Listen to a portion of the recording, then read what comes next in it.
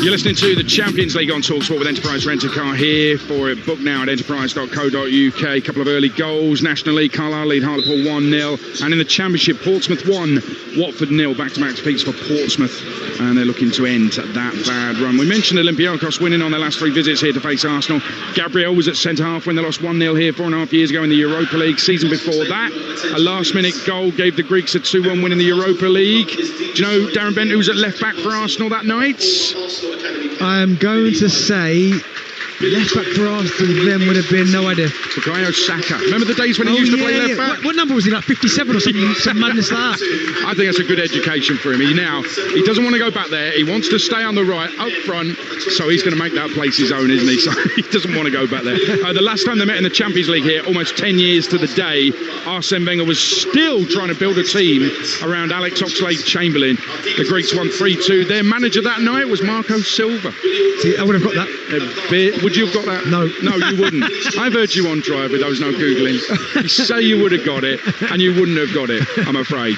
Rafa Benitez is here as well. The Olympiacos fans have been in fine voice over in the corner opposite our commentary point, and the stadium as one is applauding now. Billy Viger, who, I mean, how he passed away is just absolutely tragic. He was playing non-league football, a former Arsenal trainee, playing non-league football for Chichester, and he just crashed at the side of the pitch into a barrier, and that was it. It's just absolutely tragic. It may well change things around stadiums around the country, and that's it's just so it's hard to come to terms with. 21 years old, absolutely extraordinary what has happened to him. It needs to change things. There's no two ways about it. I mean, in the area that I live, I can think of at least one non-league club that is dangerous in the same regard, where there is very little runoff. It's going to be very difficult for a lot of clubs. They need help from the FA, but we cannot have this situation happen again. The FA have got a lot of money. They've got to spend it on this. They've got to help clubs sort it out. It cannot happen again. There's so much money in football. You're absolutely right. We're talking about a run off side of the pitch into concrete walls. This just cannot happen again. A young lad who came through here at Arsenal, played in the same youth team as Miles Lewis-Skelly at one point in his early Arsenal career, earned a pro contract as well, moved off to Derby and then into non-league. And our thoughts are with his family and friends as well as we build up towards the teams coming out here at the Emirates. We build up towards kickoff in the Champions League tonight. Darren Bent, do you sense around the Arsenal fans? By the way, they're all loving you. They mainly love you because you've turned your back on Tottenham, but they also love you because you're Arsenal as well. I genuinely sense that there's an expectation that they will be successful this season that there wasn't last season. Yeah, it just feels different, Aid. I know it's early on in the season and people will probably say, yeah, we hear this every year when it comes to Arsenal, but you're certainly right. I just think the belief's there now. I think the squad's there now. I mean, there were times where, listen, if any team lose their best players, you're going to struggle, but it seemed to happen to Arsenal when they lost Saka, Odegaard, Saliba all at the same time, Havertz, and they couldn't recover. That problem has been sorted now. They've got the centre forward in. I think they've got cover for every position that's out there, even down to the goalkeeper and Kepa. I think now it's Arsenal's time to shine, and I think there's genuine belief that they've not got to prioritise one competition over another. I think they've genuinely got a squad, Aid, to compete on all fronts. I've started looking at houses for sale abroad because next summer I'm emigrating. You'll be the first one I come for. I need you to know that. Next summer it's emigration time. I mean, there'll be a lot of football fans who won't be able to stand it. The reality is I think they've got the best squad. I think they've got some of the best players in the Premier League. And actually, the fact that they've come second, a lot of people ridicule it, but I think coming second 3 years in a row, I think that helps them because they won't want to do that again. They'll want to give it that little bit extra to win things, as William Saliba's been saying. Absolutely. I mean, when you finish second, you're losing the semi-final of the Champions League last season to the best team in the country, but you gave a really good account of yourself in that second leg. You had to come back this season with real belief, and I think there is that in the Arsenal dressing room. But also as well, they'll be sitting down in the dressing room, mate, looking around some of the new players coming in. And I've been in dressing rooms when superstars come in, it gives everyone a lift. And I think now they'll be looking down, do you know what? I think this is our time now. We're set. We can all lean on each other. We believe in the manager. The supporters believe in this squad of players, but now they've got to deliver.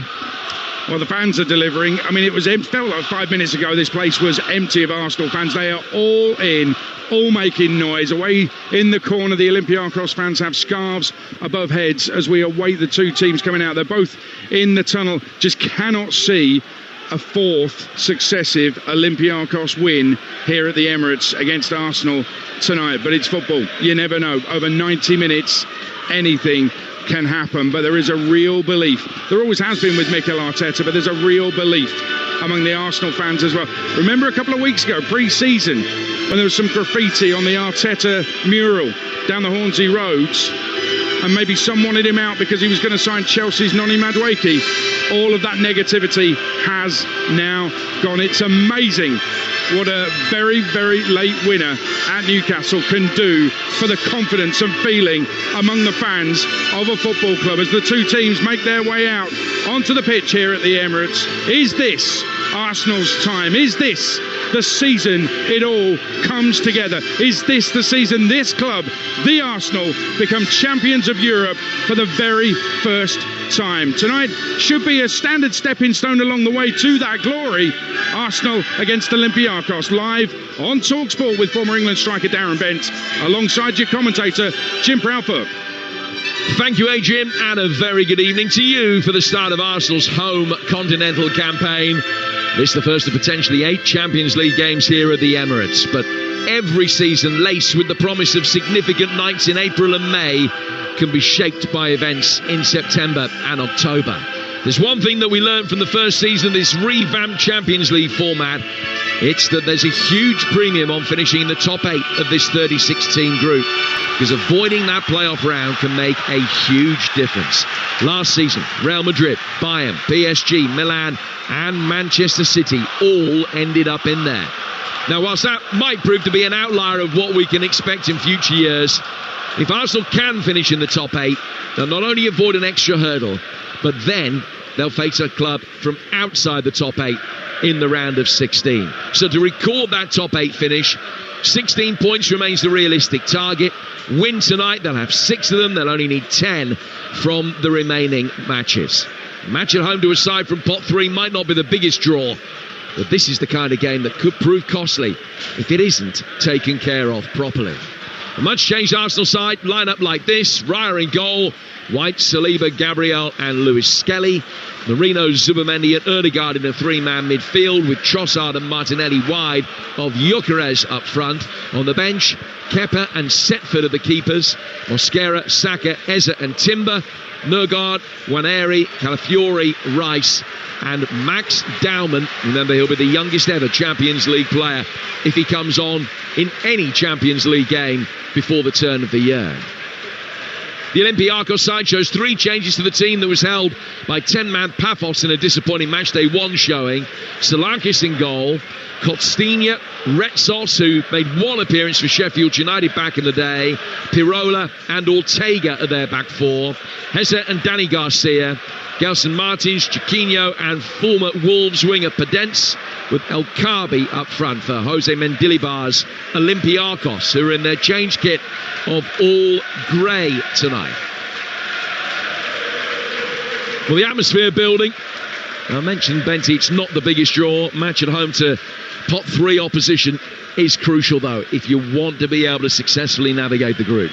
I think so. I think Arsenal last season in the group phases navigated it really well. I think they finished 3rd, didn't they, in the standings, which kind of allowed them to towards the end of the group phases rest 1 or 2 players. But I do think in this competition now, in terms of squad depth, they've got it there. I think they can go all the way this season. But it's games like this Olympiacos where maybe in the past they've slipped up. They can't allow that to happen tonight. The Arsenal players in a huddle, and away to our left-hand side. Final instructions being given. Final words of exhortation. And now they break away. Will be Olympiacos who will get us underway, kicking from right to left. Well, when the Champions League draw was made, this wasn't the game the majority of Arsenal fans were talking about, with Atletico and Bayern to come here and a trip to the San Siro on the agenda. The match at home to the Greek champions wasn't the one that necessarily whetted the appetite. For the last 3 times Olympiacos have played here, they've won. And it's less than 18 months since they lifted a European trophy. So can Arsenal succeed tonight where they failed before and make it 2 wins from 2 in this Champions League campaign? We're underway with a long ball played forward by Retsos over to the Arsenal left flank. It's easily brought under control. And work back for David Raya. He's one of the 5 players retaining their place. He's got a much changed back 4 in front of him, including William Saliba, who came on at half-time the other day and is recalled from the start tonight. It's gone back for Raya. Raya down towards Ben White, who's hardly seen too much competitive football in Europe over the last year or so. It's only his 2nd Champions League start since last November. And he's won a throw, which will be taken right in front of Mikel Arteta on the Arsenal right-hand side. They're kicking from left to right. We're still inside the first minute. And Darren Bent is talking through the game with me here on Talksport. Yeah, good evening. Arsenal in that 4-3-3 system that we've seen them do so well. It's nice to see Ben White back in there because Timber at the start of the season has been outstanding. So Ben White, he has been limited and obviously he's had the injuries as well. But I think it's a big game for Martin Odegaard tonight. I think he needs a big performance. So White playing the ball forward and into the feet of Mikel Merino. Zubamendi down towards Odegaard, the Arsenal captain. Just try to control the ball and flick it forward towards Ben White. It's easily cleared. And he goes back towards Saliba. Saliba to Raya. The ball along the deck into the feet of Odegaard, who just dropped into a central part of the midfield to receive it. He's worked it out towards Lewis Skelly, who can travel with before firing it in, and Martinelli should have scored. Offside flag up against him, actually wouldn't have counted, but it was a free header. He was only 6 or 7 yards out, and he's headed it wide. He's onside there, Jim, and he's got to score. But you know what it is? It almost looks to me like he jumps too early and the ball's behind him. And so when he does head it, it almost comes off part head, part shoulder. But I mean, he's clearly onside. It's a really good cross and drive from Lewis Skelly. But I mean, he's onside. He's clearly onside there. And as he goes up, it's just behind him and he gets a little bit of shoulder, a little bit of head. But from that range there, I mean, what is he, 7 yards out? He's just got to direct it back where it comes from, and it's 1-0 to Arsenal. Now, this game brought to you in partnership with TNT Sports, the home of European football. 2 minutes in, it should be 1-0 to Arsenal already. Olympiacos arriving here in half-decent form. They are top of the Greek league through the opening 5 games. They've only dropped a couple of points so far, which was away at Panathinaikos. No disgrace in that, but they were poor on match day 1 in this competition, home to the Cypriots Paphos, and played the majority of the game with 10 men, but were able to resist Olympiacos. Here's Martinelli again, standing it up towards the far post. It's headed away by Costinha, the right back. And then there's 2 players who jump up for the ball in the midfield. Arsenal get a free kick. It was a poor defensive header away.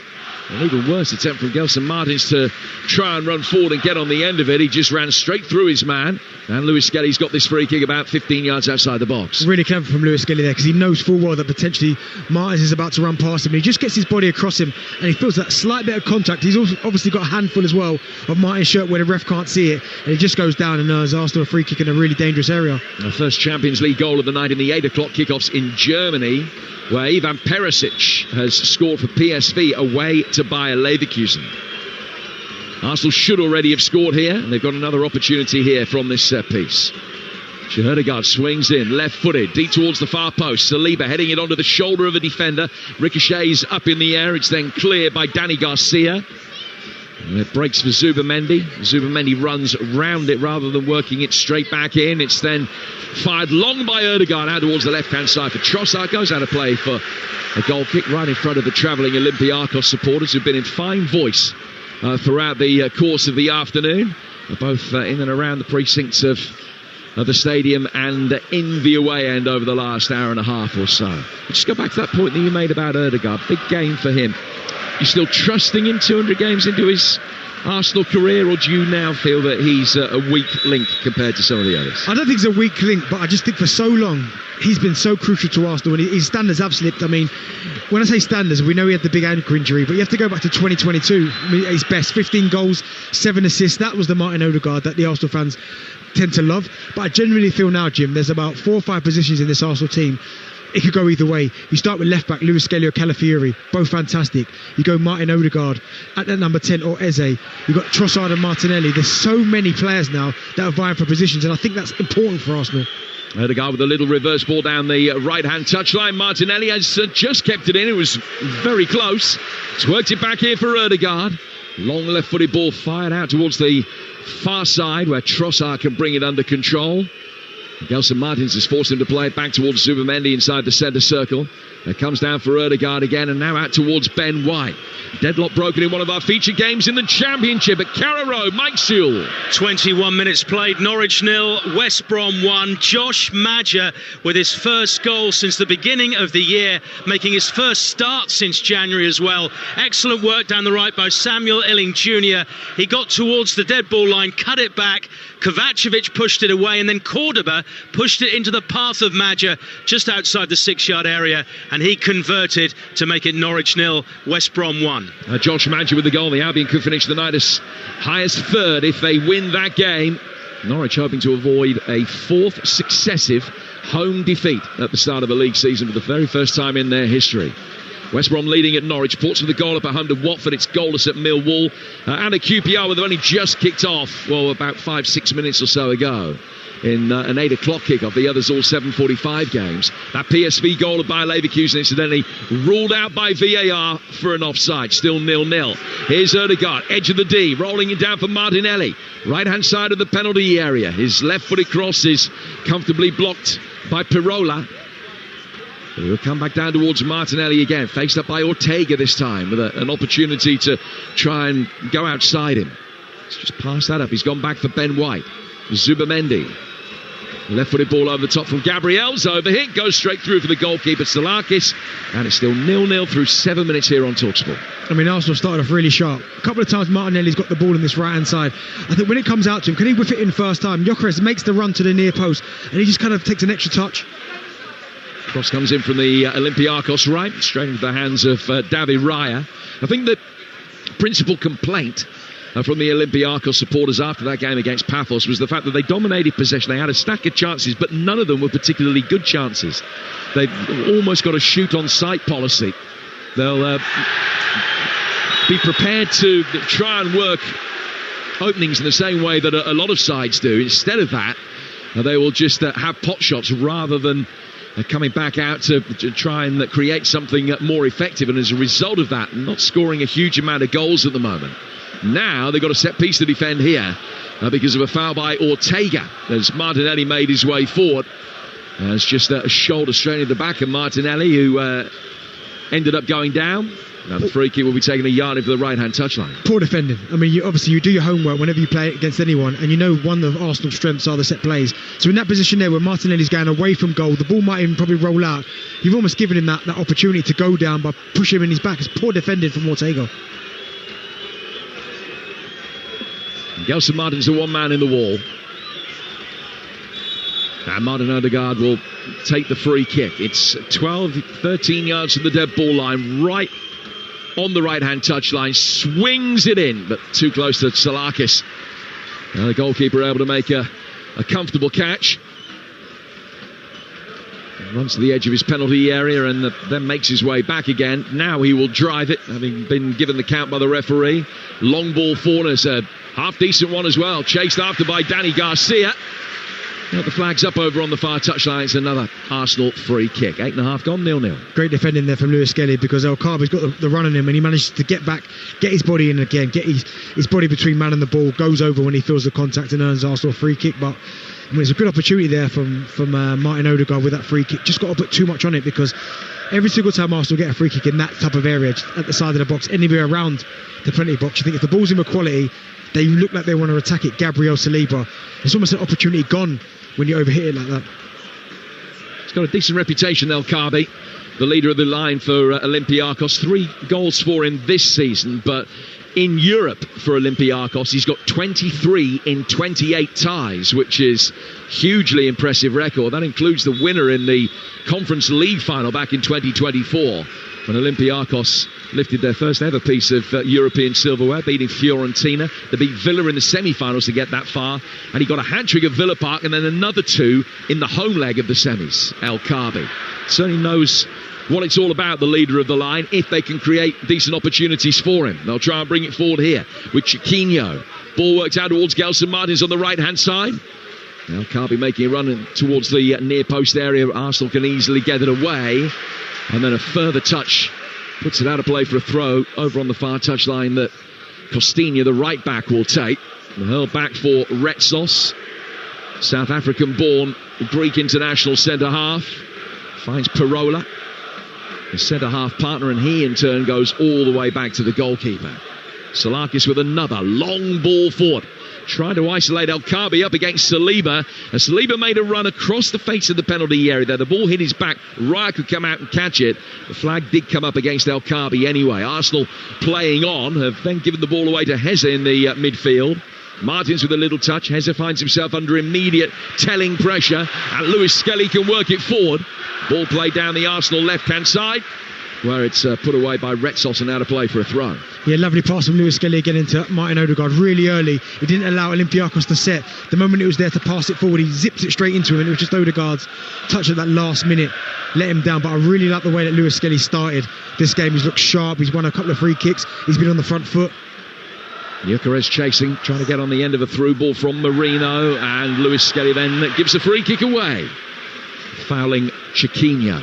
0-0 here, largely chanceless, apart from that really good opportunity for Martinelli inside the opening couple of minutes when he headed across wide. It's 0-0 everywhere in the 8 o'clock kickoffs in the Champions League tonight, including Man City's game in Monaco. Live for you right now over on Talksport 2 as we give you a choice of listening again this evening. Ball played forward inside the Arsenal penalty area. El Kaabi trying to get on the end of it. It just flicked a header. Raya stood his ground and was able to make a comfortable save. It bounced awkwardly. Saliba didn't quite read that bounce, and then El Kaabi got to the loose bouncing ball before Saliba. But Raya was able to make a relatively comfortable save in the end. Now Arsenal will break themselves. Gyökeres turning inside the penalty area, and it's going to be... Oh, Martinelli puts it in off the post. He waited. I think he thought that the initial effort was going to go over the line. He didn't want to nick the goal off Gyökeres. Came back off the post for half a second. Looked as though the chance had gone and that he'd been too selfless. But as he came back off the post, he adjusted his run, gets a left foot to it, side foots it in, and 20 seconds after a good chance at one end, Arsenal take the lead at the other. Fantastic goal for Arsenal, but it's all about Victor Gyökeres, and he's so unlucky because the through pass, I think it's for Martin Odegaard, his second favourite, but he uses all his strength, his pace, his power. He completely bundles over, I think it's Retsos, the centre-half for Olympiacos, and it's all about can he keep his composure. Yeah, it was Odegaard. He kind of bustles between two, and he gets a really good finish, and it's a great save from the goalkeeper. But Martinelli doing what all good wide players should do, which is following it in. And to be fair, he tried to give Gyökeres the benefit of the doubt because it hits the goalkeeper. He thinks it's going to spin in. As it hits the post, it comes back to Martinelli, and he's there to tap it in. But that goal's all about Victor Gyökeres. He deserved that goal. Unfortunately, it's a great save from the goalkeeper, but Martinelli rebounds. Fantastic goal for Arsenal, 1-0. Well, he scored on match day 1 in Bilbao, and he scores again today. He has this fantastic record. It's a club record for Arsenal, Gabriel Martinelli, that in matches in which he scored, the Gunners are still unbeaten. There have been 47 of them before today. Arsenal have won 38 of them, drawn the other 9. I'm hoping to extend that run here. Arsenal leading by a goal to 0. Deadlock broken as well in the Championship of the Den. Ian Abrahams. Half an hour gone. Millwall 0, Coventry 1. Hadji right from a yard out. Brandon Asante got the ball off of a Millwall defender, rounded the goalkeeper, squared it for Hadji right to tap in a goal. You're right, even Darren could have scored. Millwall 0, Coventry 1. That's harsh. Bent his eyes out and stalks when you said that. I wonder if he knows I can hear him. He might know that you can hear him. He obviously doesn't think you can play. The ball is played back towards Ortega. Ortega inside his own half for Pirola. Arsenal missing a great chance early on. Now with the lead. Martinelli, the Arsenal player, principally involved on both occasions, and already there's a cry of 1-0 to the Arsenal emanating around the Emirates against a side who have been a bogey team for Arsenal. Do you know what, Jim? Gyökeres is starting to look a lot sharper.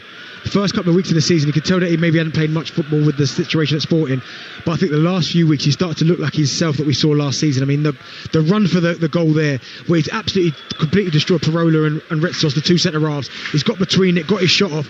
It was really sharp movement because he went short and spun in behind. And as I said, Martinelli gets all the credit, but if it wasn't for Gyökeres' run, the goal wouldn't have happened. So Arsenal a goal up, and Manchester City a goal up over on Talksport 2 as well. They've taken the lead in Monaco. Erling Haaland into double figures for the season. Goal number 10 for him. City looking for a 5th win in 6. Having a chance, along with Arsenal, of being one of the sides that maintained a 100% record through the opening 2 fixtures in the Champions League this season. Bayern, Real Madrid, Inter and Qarabag have all won 2 games. Arsenal and City with a chance to make it 2 wins out of 2 tonight. So too Sporting, and the winners of the Barcelona PSG game, if there is one, will also have a 100% record going into match day 3. The Gunners leading by a goal to nil. We've got more live European football coming up for you tomorrow. Palace out in Poland to take on Dynamo Kiev in the Conference League. It's a 5:45 kickoff on Talksport 2. Dynamo Kiev against Crystal Palace, and it's followed on Talksport 2 by Forest, the East Midlands at home to Midtjylland. Great to see European football back at the City Ground tomorrow night. Forest Midtjylland at 8 o'clock kickoff on Talksport 2. Here on Talksport tomorrow, Villa's trip to Rotterdam, where they've got just a little bit of history. They take on Feyenoord against Villa at the Kuip tomorrow, 8 o'clock, with a 7 o'clock build up here on Talksport. 3 more live European games for you tomorrow. We brought you 3 yesterday, 3 again today, 3 more tomorrow. Arsenal coming forward with Ødegaard. Ødegaard slipping into his left-hand side for Trossard, inside the penalty area. He's got grey shirts all around him. Still done well to dig out a cross. Ortega got back, was able to head it away before Martinelli could get on the end of the delivery. Olympiacos clear through the midfield, but Zubamendi can pick it up, and then Saliba will go to his left-hand side for Gabriel. 1-0. Arsenal look really sharp, 1 and 2 touch playing. Every single time Ødegaard gets on the half turn, he's looking for runners. Victor Gyökeres, because he's making so many runs in behind, that's just pinning Olympiacos back. They're scared to kind of squeeze up. You've got Martinelli running in from this right-hand side in between the fullback and centre half. He's looked really sharp with their movement, Arsenal. Villarreal leading Juventus by a goal to nil. Ball worked down towards the Arsenal right. Nicely claimed by Martinelli. Just tries to side foot it towards the penalty spot, hoping that Gyökeres was going to be able to get there. Ben White picks up the pieces. Ødegaard with a shot, might yet break Gyökeres' way. Could have been offside potentially had he got to it. But the goalkeeper came out. Costinha did him a favour, was able to shepherd the ball back to him. And Salakis was very swiftly away from the edge of the 6-yard box to get his hands behind it. Arsenal 1, Olympiacos 0. 17 minutes gone. And here's drive time king Darren Bent.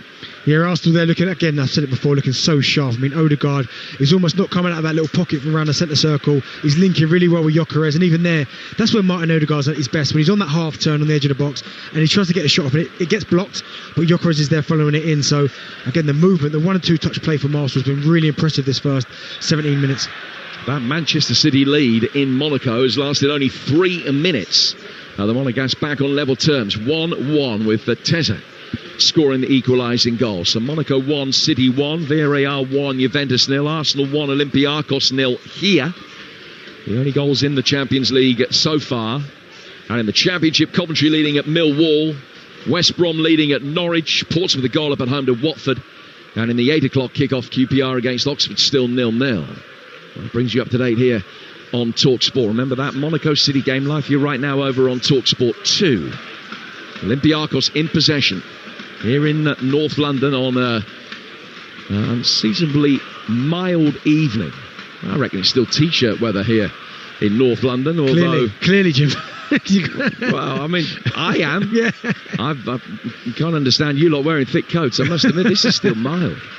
Salakis, the Olympiacos goalkeeper, brings the ball outside the penalty area, flights the ball down towards Francisco Ortega, who once played in a Copa Libertadores semi-final. Through the midfield from him to Gelson Martins. Now Heze. Out to the right back, Costinha. Castinho working it down the line. Chiquinho with the delivery. Oh, brilliant save from Raya. That is a stunning stop to deny Pedence an equalising goal. Really good build-up from Olympiacos. Pedence came in off the left flank and he struck it so sweetly. Raya, though, threw himself backwards, got a left hand to it and tips it away. It's a stunning stop. That is an incredible save from David Raya. It's really good movement from Pedence because he starts behind Ben White and at the last minute he just gets in front of him around the penalty spot and he gets a good contact on it. It looks like it's going towards that top left-hand corner, but David Raya throws himself at it and tips it over the bar. What a save. I mean, it's great play from Olympiacos. That's their first real chance, but David Raya, what a save that is. Has scored here before, Pedence, back in his Wolves days. Though he's not scored a Champions League goal for 6 years. His last one actually came against Spurs. Corner, first of the day for Olympiacos. It's going to be swiftly followed by a second. They worked it short, cross came in, hit the nearest Arsenal player and goes straight back out for another corner, which will be taken over on that Olympiacos right. They trail 1-0. Only thanks, though, to that brilliant piece of goalkeeping from David Raya. And that really was a magnificent save. The best save I've seen so far this season. In comes the corner, works short again. Different angle. A White beaten at the near post. Arsenal will be able just about to hack it away from the edge of the penalty area. And they might be able to set up a counter-attack. And Gyökeres is in space. But Martinelli couldn't find him. He just couldn't work it to his left-hand side. Ortega came back. He was the only covering Olympiacos defender, but he did well enough to be able to get in the way to block it. Barcelona 1, PSG 0 in that mouth-watering clash in Spain tonight. Barcelona leading PSG by a goal to 0 as they look for a 6th straight win to extend their unbeaten run to 10. It's Ferran Torres that scored the goal. He's now Barca's leading scorer this season with 5. Here's Retzlos playing the ball through the midfield. Pedence helping it on. Manu is in his 3rd spell with Olympiacos. He's actually on loan, having left Wolves and signed for Al Shabab. Just haven't been able to keep him away from Olympiacos during his career. And Manu's now played more than 100 games for the club, as he did indeed for the Molineux men. And he's come the closest to an equalising goal. 1-0 though to Arsenal, and they will certainly feel over the balance of play that they've been at least a goal better than Olympiacos so far. Yeah, they have, and that was an opportunity gone there for Arsenal because Martinelli, it's a lovely ball again for Martin Odegaard who just feeds it into his path. But Martinelli didn't need to run with it. He could have just got his head up, and Victor Gyökeres had half the pitch to himself. But the moment he took that touch, that was it. It was opportunity gone, but it was great play again from Arsenal on that counter-attack. Ben White brings the ball forward. He goes out of play for a throw which will be taken on the Olympiacos left by Ortega. We're midway through the first half. You're listening to Arsenal against Olympiacos in the Champions League. It's live on Talksport with Enterprise Rent-A-Car. Whatever it is, they're here for it. Another throw for Olympiacos, won by Ortega. They are unbeaten in 12 in League and Cup. They've only lost 1 out of the last 10 games in Europe. That most recent defeat that they suffered was away to PAOK back in April. They've got their work cut out here. Gyökeres has done really well to trap back in the midfield. Now plays it out to the left-hand side for Trossard. Trossard on the left-hand side of the penalty area, standing up a ball too deep for Martinelli. It's going to be brought down though by Odegaard, who's got time to turn in possession on the right-hand side of the penalty area. White flashing one into what he thought was going to be a dangerous area. And it's cleared by Ortega, but play will stop because Arsenal have a player down injured in the midfield. It was a challenge that had happened about 10-15 seconds before the ball from Ben White came in. And a little bit of treatment might be necessary. Yeah, Victor Gyökeres, he's done really well because he won the ball back initially, and as he gives it to Trossard and tries to get himself into the box, he just gets clipped towards the end, and it almost looks like he's damaged a shoulder maybe or a wrist. But the initial part was really, really good. I think he's winded more than anything, but his initial part was good. Got back, got his body in, won the ball back for his side. As I said, again, he's another player this evening who's looked really, really sharp. Just being held back to his feet now, 24 minutes in. The story of the game really, a Martinelli header which went wide very early on, should have scored. He then did score after Gyökeres' effort came back off the post and he tapped it in after a good save from Salakis, and then Raya with a stunning piece of goalkeeping to deny Pedence at the other end. 1-0. Ben White drying the match ball with a red towel that has just been handed to him. I thought they were banned. They're only banned if both clubs don't agree before the game that they can be used. So that was the problem at Newcastle at the weekend, that it hadn't been mutually agreed. White. Plenty of spin on the ball that comes in. It's taking an awkward bounce, an overhead kick attempt. It's Marino then coming onto it, and he's hit it right-footed into the goalkeeper, but from an offside position.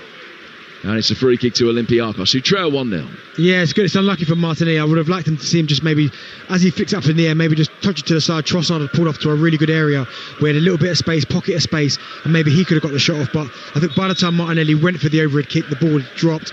Moreno was too close to him and he just couldn't get a good contact. But again, he's another player. I keep saying about how sharp they look. Martinelli playing on his unfamiliar right-hand side. He's looked really good. Saliba plays the ball forward for Arsenal. Gyökeres chasing after it. Arsenal win the seconds and now can find him, and he's just feathered the ball into the path of Martinelli down the inside right channel. But again, the flag is up. He's been busy so far. Cyril Mounier, the assistant referee on this near touchline. Now a yellow card has been shown to the Olympiacos coach Jose Mendilibar. Clearly for a little bit of back chat. I think he's been reported by the fourth official, Eric Watalier. Now Mendilibar is booked. Saw very little European football throughout his managerial career, Mendilibar, until he was in his early 60s. His first European campaign was with Sevilla. He won the Europa League. His second European campaign was with Olympiacos. He won the Conference League. So European trophies in each of his first two continental campaigns, having not managed in Europe until he was 61, which is a good effort. Well, that's incredible. That, I mean, good luck winning this one. If he does that, then he might go down as one of the greatest ever. But no, yeah, I mean, his Olympiacos side, they play some good free-flowing football. I've got some good players in their squad as well. But I just got the suspicion that maybe trying to win it this season, the Champions League, might be a little bit harder than the previous couple of campaigns. Now, we mentioned the Forest are live in action tomorrow on Talksport 2 with an 8 o'clock kickoff. Mr. Marinakis here tonight. Of course, he's got more than an interest financially in Olympiacos as well. So he's here this evening watching on. He's only in a t-shirt. So some of us have got it right. Ben White will give a free kick away here for a foul on Gelson Martins. It's about 20 yards outside the penalty area. But it will be an opportunity to try and get the ball in for the centre-halves, Retsos and Pirola, both of whom make their way forward. They've got a good goal-scoring record in the Greek League, albeit that they're not playing against the defences of Arsenal's standard week in, week out. That goes without saying, with no disrespect to anybody, but they are averaging nearly 3 goals a game so far this season in the Greek League. But they are a side that work these set-piece situations pretty well. What can they do from here? As Dortmund take the lead at home to Athletic Bilbao. In comes the free kick. Raya thought about coming out and then retreated very quickly. It's back from Retsos, heads it across the 6-yard box, and Raya, stooping, is able to get his hands behind it to make the save. He bowled it out really quickly for Ødegaard, who flicked it off to his left-hand side, and the ball forward was being chased, and Arsenal win a free kick in the heart of the midfield for a pretty cynical push from the right-back. Costinha knew exactly what he was doing. It was a good free kick to give away because it immediately negated the threat of the counter-attack. Yeah, it did, yeah, and a really clever play from Victor Gyökeres because he put the brakes on. I mean, as the ball came to him, it was going to be an awkward one for him to take on the full and drive forward, so he just put the brakes on and allowed the defender to run into the back of him, and then he obviously earned his side a free kick. But again, good play from Ødegaard on that half turn, getting his head up and trying to find little pockets of space and trying to find his front players. And Martinelli goes back for Ben White. Here's Zubamendi wearing 36 for Arsenal, finding Gabriel. Now work down the Arsenal left-hand side for Trossard. Trossard down by the corner flag. Gets it away from Heza, lays it back. Cross comes in from Lewis Skelly. Headed away by Pirola and then volleyed further clear on the edge of the penalty area. Gelson Martins chases after the loose bouncing ball. Trossard's going to be able to get in there first. The Belgian doing really well. Got his body between his opponent and the ball and then deliberately didn't play it so it could go out of play for an Arsenal throw. Arsenal leading 1-0. Dortmund 1. Athletic Bilbao 0, Barcelona 1, PSG 0. Leverkusen against PSV is goalless. So is Napoli against Sporting Lisbon. earlier wins for Newcastle impressively, 4-0 away to Union Saint-Gilloise. Karabakh beating Copenhagen by 2-0. Villarreal a goal up at home to Juventus. And live over on Talksport 2 right now, Man City 1-1 in Monaco, having taken the lead through Erling Haaland's 10th goal of the season, but conceding within 3 minutes.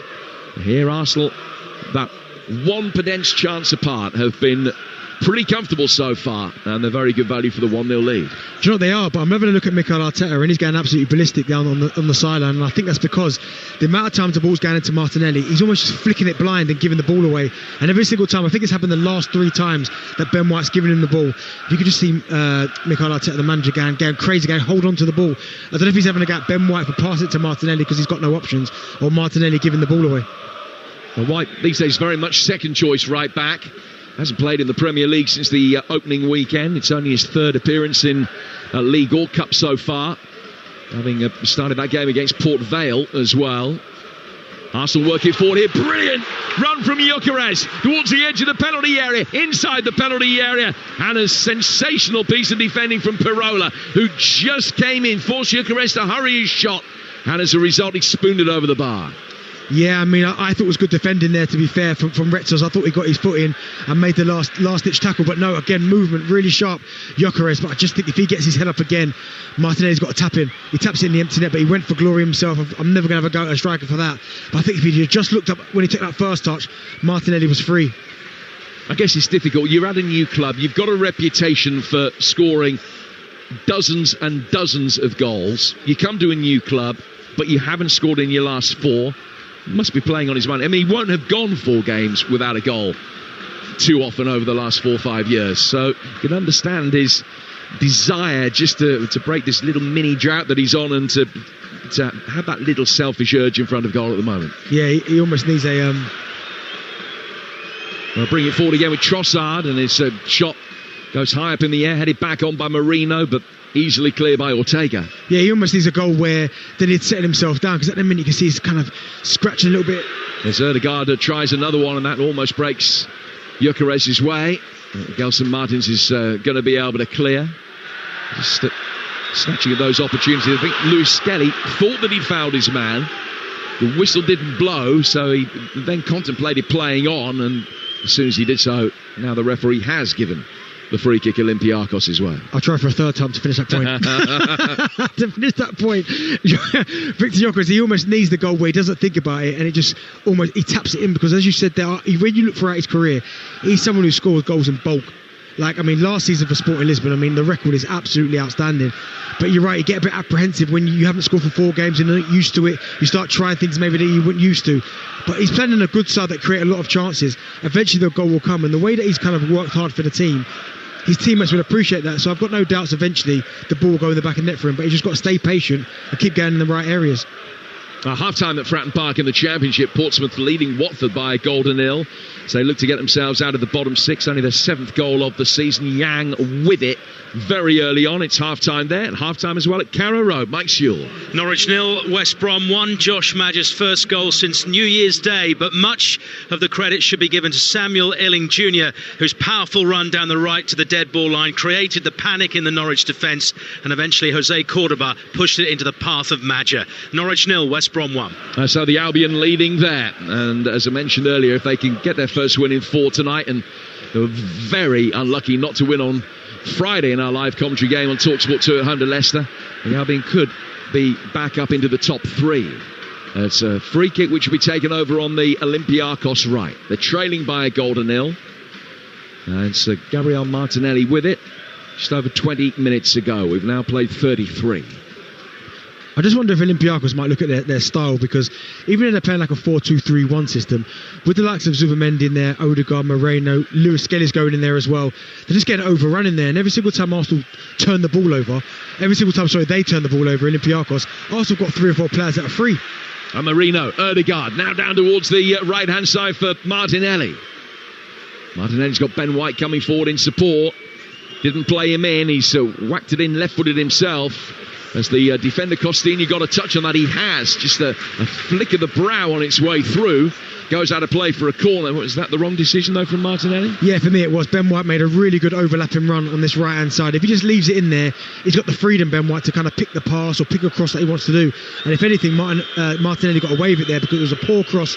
It was behind everyone, but because of the defender, I think it was Constantino couldn't see what was behind him. He gets his head on it, and Arsenal get a corner basically out of nothing. Coventry leading at Millwall at half-time. We'll get the details in a moment. First of all, though, this first Arsenal corner of the night, which will be taken on the left flank. No Declan Rice to take it. He's one of 6 players left out of the starting lineup this evening. Mikel Arteta indulging in some pretty widespread rotation. Quartet make their ways in from the far post. It's a little flick header and turned just wide. Took a touch off one of the Olympiacos players as it came through. Gabriel at the far post, then threw himself at it. It's come off the top of his head. Actually, maybe hit his shoulder last. It went wide. He is then kneeling down inside the penalty area, appealing that it should be a spot kick. The referee has seen an infringement and has given the free kick Olympiacos' way. Arsenal leading 1-0. So too Coventry at half-time, the Den. Ian Abrahams. Millwall 0, Coventry 1. The goal by Hadji Wright, tapping in from a yard out. Good work by Thomas Asante. He headed just wide from close range. Could have had a second. Taught Mr. Goodcharles. Sakamoto had a goal disallowed rightly for offside. Millwall were booed off at the break. Millwall 0, Coventry 1. Millwall could also end the night in the top 3 or 4. Coventry will be second if they win that. Hadji Wright's 7th goal of the season. The difference at half-time. Martinelli in possession here for Arsenal. Down towards Ødegaard. Right in front of us. Midway inside the half that Arsenal are attacking. Ødegaard getting towards the byline. Just standing it up towards the edge of the 6-yard box. And the goalkeeper, Salakis, comes out. His handling was good. And he immediately bowls it out towards Gelson Martins. You're listening to Arsenal against Olympiacos in the Champions League. It's live on Talksport with Enterprise Rent-A-Car. Here for it. Book now at enterprise.co.uk. These are the thoughts of Darren Bent. Yeah, Arsenal started off again. They've been really good this first half. I still think they need that second goal because although Olympiacos have only created that one clear-cut chance, which was a fantastic save from Podence, I think they're there for the taking, Olympiacos. Every single time they turn the ball over, Arsenal 4v2, 4v3, they just haven't maybe used that spare man to the much as they should. Another ball inside the Arsenal penalty area, and Raya was clawing at it. It was headed into the ground. I think he had it covered, but it's gone just past the top left-hand corner on the bounce. El Kaabi throwing himself at it. Another decent delivery from the left-hand side. Chiquinho with a beautiful shape on the ball. El Kaabi having one of those nights where he's had very little service, but every time a quality ball is played in his direction, he does look so he might be able to make something of it. Yeah, it's really good movement. It's Podence who puts the ball into a really good area, and he gets between Saliba and Gabriel, and he just can't get the right contact because he starts behind Gabriel at the last moment, just darts in front, but he just, rather than glance it, he tries to get the power on it, and he just gets it all wrong, and it goes over the bar. But again, from Olympiacos, that's their second best bit of the first half because they haven't really created too much clear cut. I've seen the replay, having said that I think Raya had it covered. I'm not sure he did because of the loop of it. I think it would have bounced over his hand and in. Potentially, it went just the right side of the post from an Arsenal perspective.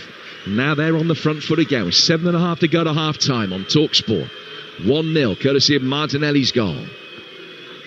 Ball in from Ødegaard, and the Olympiacos defenders will leave it for their goalkeeper as Rasmus Højlund scores for Napoli, who leads Sporting by a goal to 0. Sporting, who are one of the teams hoping to make it 6 points from 6, but they trail. And Maulu's equalised for PSG at Barcelona. Barca 1, PSG 1. The holders back on level terms some 17, 18 minutes after going behind. So 1-1 there. Not too many signs of an equaliser here. Just a couple of them. It's 1-0 to Arsenal. Ball swept away by Saliba. Headed down towards Heze in the midfield, but Martinelli beats him to it. Heze, the Argentinian who scored at Villa in that impressive win a couple of years ago in the Conference League semi-finals. Raya picking it up, bowls it out towards the far side. And Lewis Skelly plays the ball back through the midfield, and Gabriel working it forward. She's passed it straight to Heze. Now Podence has got it. And Arteta is immediately off the bench, both arms above his head. Ball worked out towards Costinha. And the Olympiacos right back with a chance to run at Lewis Skelly. He's got the ball in. It comes through towards Podence. And then it's knocked away from him inside the 6-yard box by Ben White. Yeah, again, Olympiacos, but Gabriel causing his own problems. I mean, if the pass makes it to Odegaard, he takes out 4 Olympiacos midfield players. But the fact he gets cut out, and Podence, he's been maybe probably their most lively attacker, I'd have to say. Again, he's the one who picks the pass, and it's that last little bit of defending from Ben White that kind of gets Arsenal out of trouble, should I say. Well, now Arsenal able to build through the midfield again with Zubimendi going back for Odegaard. Out towards Lewis Skelly. Lewis Skelly for Gabriel. To Raya. Saliba immediately backpedals inside his own penalty area to offer himself as an option. Goes instead towards Ben White. His ball in towards Odegaard, and Odegaard just got caught there by Heza, the Argentinian, giving a free kick away to Arsenal midway inside their own half. Yeah, I mean, he's not quite happy with the tackle, and I thought it was a little bit just over the top there from Chinquinto. I thought he maybe potentially was stone shods, but I think Martin Odegaard will be okay. I mean, it was an awful pass to him in the first place from Ben White. It's one of those where, as the ball's down to him, I'm thinking, oh no, nothing good can come from this, but he manages to get his body in and then get Arsenal a foul. It hasn't been spoken to by the ref, but I don't think it's going to be anything more serious than that. It's Francois Letechier who's taking charge tonight. Last night in the Chelsea game, we talked about the referee Daniel Siebert, and he has a reputation for being a disciplinarian. Well, so too Letechier, of which more in a moment. Here's Gyökeres turning inside the area and firing over the bar. Beautiful ball played to him down the inside left channel. He then cut back, got it onto his right foot. The goal opened up for him, but he hit a rising drive that clears Salakis' bar by about 1.5 feet. Do you know, it's a really good movement again, and a fantastic pass from Trossard, because he almost starts on the left-hand side and with the outside of his boot just feeds it in between fullback and centre half. But I think when you're in that position there, which Gyökeres is just inside the penalty area, you don't need to go for as much power. I mean, he's got the defender stood up 1v1, he's about 8 yards out. Just feed it, use the defender as a target and bend it around him, but he goes for power and he gets it all wrong. But again, another good position, another good sharp movement from Gyökeres. Martinelli, Gyökeres has been good with his back to the direction of play today as well, and just bringing players into it, and does so again here. Arsenal win a free kick. They've taken it quickly and very intelligently down towards Martinelli. Martinelli's ball in, and Trossard on the half volley volleys it over the bar. Yeah, again he catches it. For Trossard again, it's a really good position because he doesn't go in there with the defenders. He almost peels out a little bit, but as it comes from it, he takes it on the half volley, and the ball's on the way up when he hits it, and that's what takes it over the bar. But really, again, Moreno on the front foot, seeing Martinelli's run, rolling it in behind, but just that last little bit of quality in front of goal, which is letting Arsenal down at the minute. Mikel Arteta will be pretty happy though. I think so. I think the only 2 chances they've let on was a good play from Podence when he put it in, and a really good save from David Raya, and then Arsenal causing their own problems with that second chance, the El Kaabi header. But other than that, it's been all Arsenal. But I think he'll be saying to his team at half time, if they don't get one before half time, you've got to get the second goal. If you get the second goal, you make it a much more comfortable night for yourselves. Arsenal have got this reputation and record which has been fantastic defensively in the group stages of European competition over the last few years. They've actually won each of the last 13 home games in the group stage in Europe. They haven't conceded in any of the last 10 of those. Last side to score a goal in the group stages here against Arsenal in Europe, Rapid Vienna, and that was back in 2020. The last game that Arsenal have lost in the group stage here of any European competition was before that in 2019 against Eintracht Frankfurt.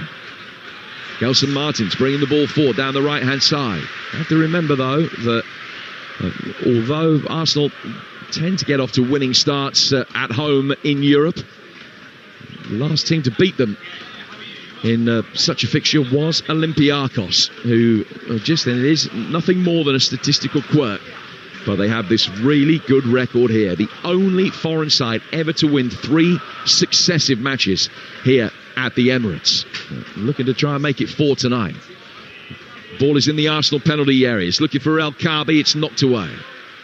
Odegaard just losing the out on the seconds on the edge of the penalty area. Another ball played in. It almost broke El Kaabi's way. Couldn't bring it under control. Then as he comes outside the penalty area, he tumbles to the ground very, very hopefully. The referee saw that for what it was. I'm sure the VAR will be having a look, but I don't think there's any case to answer. El Kaabi back on his feet, and Moreno is in possession. Plays it down towards Ben White. 90 seconds of the first half remaining here on Talksport. Jim Bradford and Darren Bent talking you through the action. Arsenal leading 1-0. Moreno in towards Odegaard. He's got Ortega snapping at him, but Odegaard is able to get it forward, looking for Zubimendi, who made an advance run. Olympiacos are able to get that away, and then Zubimendi coming back forced Gelson Martins to the ground, and it's a free kick. Yeah, good play there from Zubimendi, because I think Gelson Martins was away. I mean, I think the numbers up there as well. It's the first time Olympiacos have had maybe 4 against Arsenal's back 4, so he kind of recognised the dangers of Zubimendi and just took that foul. But Martin Odegaard again on that half turn, trying to feed it into Zubimendi, and the pass just wasn't on. It was good defended, to be fair, from Olympiacos. Live over on Talksport 2, Erling Haaland scored again, up to 11 for the season now. Man City back ahead. Monaco 1, Manchester City 2. Haaland scoring a minute before the break. We're 20 seconds to go to half-time here. Olympiacos on the front foot with Chiquinho trying to get goal side of Zubimendi. There was an earlier infringement and no advantage, so the referee has pulled it back and has given the free kick Olympiacos way. Fourth official has the numbers board in his hand, and he strides forward. How many extra minutes? 2. So 2 additional minutes, and they will start with another Olympiacos set piece, albeit from pretty deep. The kind of area that the Gunners would expect to be able to defend comfortably. I always hate free kicks in this type of area, because it's not. It's a straight free kick, and also it's a little bit far out, so Arsenal can squeeze the pitch a little bit. So I'm never quite know what delivery to put in, because in swinger I always think you're a bit too straight for that, but then you go out swinger, but then it's always a difficult one from that type of range. Well, they've just stood it up towards the far side of the penalty area. It's headed back in, then away by Zubimendi. And another ball then hooked forward, which will bounce inside the centre circle. Who's going to get there first? Martinelli can. He's then just eased to the ground as he brought it under control by Ortega. Another challenge comes crunching in, and Ortega is given a free kick away. Do you know what? In that instant there, Martinelli didn't need to bring it down. I just think he had Odegaard and Gyökeres completely steamrolling forward. I think if he just hooks it on, he got his body in really well the first time. If he just hooks it on, then you've got a 2v1 situation. But he tried to bring it down, and he got robbed with the ball. And again, it's another opportunity gone for Arsenal. They got this free kick in the centre circle. It's not the cue for everybody to come forward, particularly this late in the first half. They have this 1-0 advantage to protect. Chiquinho was about 3 yards from the ball and wasn't prepared to retreat anymore. And Zubimendi took the free kick past him. The Gunners have just maintained possession. All they wanted to do was keep their foot on the ball. They've gone square and then backwards. And now it'll be chipped down towards Ben White, but past him and straight into the hands of Mikel Arteta. And it's a very cheap throw conceded by Arsenal as half-time fast approaches. Ortega's going to come forward to take it. The referee looks at his watch as the throw comes back towards Pirola. He says that will do. And it's been a half-decent Arsenal performance. Started well, missed a glorious opportunity in the early stages, then took the lead where Martinelli tapped the ball in after Gyökeres' effort had been tipped onto the post. Have been a couple of let-offs at the other end. Arsenal have been the better team. The half-time score is 1-0 to the Arsenal. Yep, 1-0 to the Arsenal, that familiar old scoreline. Darren Bent. First of all, before we talk about Gyökeres, Martinelli, he's missed a really good chance. He scored a goal. He's had his manager berating him. Has he had a good first half or not? Do you know, I'm still trying to work that one out, Aid. I mean, there's been a couple of moments where he's got some really good areas, but has he got that little bit of quality? I mean, he's scored a good goal, although it was all Victor Gyökeres who did it. He had the header at the start of the game, which he should score. There's been a couple of moments where they've given him the ball when he's 1v1. Can he pick the right pass? He hasn't, but he has been a threat. That's what I'd have to say about the first half, Aid. He's been a threat.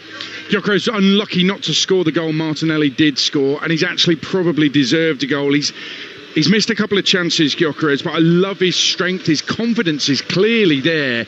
He's a physical presence. He wins his one-on-one battles, doesn't he? And actually, for the goal, he wasn't favourite to win that through ball that Odegaard placed through. There were 2 defenders with him. He got so physical. They couldn't match him. I thought he was brilliant. Too much pace, too much power, and you're right. I thought he's done really well this first half. He probably would be walking off a little bit disappointed. I've been there where you've played well, but it doesn't really matter because you're thinking, well, when's the goal coming? That's almost his rewards. But you're right, the goal for Martinelli is his desire, his strength, his passion to get between the 2 centre-halves and get a shot off at goal. And it's a really good save from the goalkeeper, and then Martinelli following it in. But I mean, Victor to Gyökeres, if he keeps doing what he did that first half, the goals will come. I've got no doubts about that. Yeah, I think he's been excellent in the first half. Gyökeres just needs that composure in front of goal when he does have those chances that he's creating for himself to a large extent. Martin Odegaard has been decent, hasn't he? He has been, and he needs that because now he's got genuine competition. Because for the last couple of seasons, yes, you've had Ethan Nwaneri, but he's a young kid. He was never going to come in and take his spot. Mikel Merino's a different type of midfield player, but the fact is he's got Eze sitting there now, and as he knows genuinely now there's a player that can play 10, and not only play 10, can play it with real quality. So he knows his performance and his level of performance has to raise, and I thought that first half he was very good. One thing I've noticed walking up from Finsbury Park Station to the stadium, and in the stadium as well, Benty, there's a lot of Eze shirts. He is very popular here, isn't he? And he's going to get even more popular because I believe when he starts to nail down a spot in the Arsenal team, which he will do, and with the performances we know that he's capable of, he's going to turn himself into a cult hero here. I've got no doubts about that. So I genuinely think, and I said it at the top of the show, Arsenal now in this squad have got in certain positions a real battle on their hands. Lewis Skelly and Calafiori, Eze and Martin Odegaard, Gyökeres and Havertz. There's competition all over the Arsenal squad, and you need that. But I thought his performance in that first half, Martin Odegaard, was outstanding. Is Gabriel Jesus still here as well? He's here as well, isn't he? Still? Yeah, there's some competition. Probably the highlight of the half was Raya's save. Oh my goodness, it's wow. a great volley from Podence, and I'm still pondering why on earth Wolves let him go. I think he's a terrific player, but it's a brilliant volley from him. Ben White just gets caught sleeping a bit, doesn't he? But David Raya, I mean, he's not the biggest goalkeeper, but his arms are like telescopic, and he's so quick and alert, and just spreads out that arm and tips it over. It's a sensational save. It's unbelievable. I mean, the trick to it for Podence is that he doesn't try to blast it. The pace is already on the cross. He almost just tries to guide it back where he comes from, and he gets a really good contact on it. But as you said there, David Raya throwing himself to that top left-hand corner. I mean, he has made world-class saves these last couple of seasons for Arsenal, but that one there will take some beating, because I thought it was in. From here, I said, oh, it's a goal. And at the last minute, he gets his hand up there and tips it over. World-class save. Yeah, absolutely brilliant. I think it's been an entertaining first half. Arsenal leading by a 1-0. Let's get the half-time odds with Ladbrokes. Odds update on Talksport with Ladbrokes. Bet on this season's Champions League action live tonight. Visit ladbrokes.com. 18+ gambleaware.org. So it's currently Arsenal 1, Olympiacos 0 live on Talksport, and for the latest odds, head to Ladbrokes, where right now you can get Arsenal. They're 20-1 on to win it. The draw is 11-1. Olympiacos 45-1. Next goal scorer odds: Gyökeres 18-5, Martinelli 6-1, Podence 22-1, and here's a special: Arsenal to win 3-0, 3-1 was 2-1. It's now 9-4. That's the latest odds with Ladbrokes. 18+ gambleaware.org. Odds update on Talksport with Ladbrokes. Bet on this season's Champions League action live tonight. Visit ladbrokes.com. 18+ gambleaware.org. So it's Arsenal 1, Olympiacos 0 here on Talksport. Over on Talksport 2, Monaco 1, Manchester City 2. This is how Manchester City and Erling Haaland's second goal sounded. Nico O'Reilly's going to get the crossover. Haaland goes up for the header, and it's a brilliant header from Erling Haaland, who has his second of the night. A second for Manchester City. And it's a 52nd goal in the Champions League for Erling Haaland. Haaland's first one, a lovely little finish, toe-ended it over the keeper. But Jordan Tez's goal to equalise for Monaco was sensational. Monaco 1, Man City 2 is live on Talksport 2. That's half-time. Earlier on Talksport 2, Newcastle won 4-0 away to Union Saint-Gilloise. Karabakh beat Copenhagen 2-0. Half-times elsewhere: Barcelona 1, PSG 1. Ferran Torres put in Barcelona in front. Brilliant assist from Marcus Rashford. He will be in Thomas Tuchel's England squad on Friday. You'll hear news of that on Talksport. And the two England games will be live on Talksport as well. Friendly against Wales before the qualifier in Latvia. Sonny Mayulu equalising for PSG. Brilliant finish. There was also a great save from Wojciech Szczesny from Achraf Hakimi in that first half as well. Barcelona 1, PSG 1.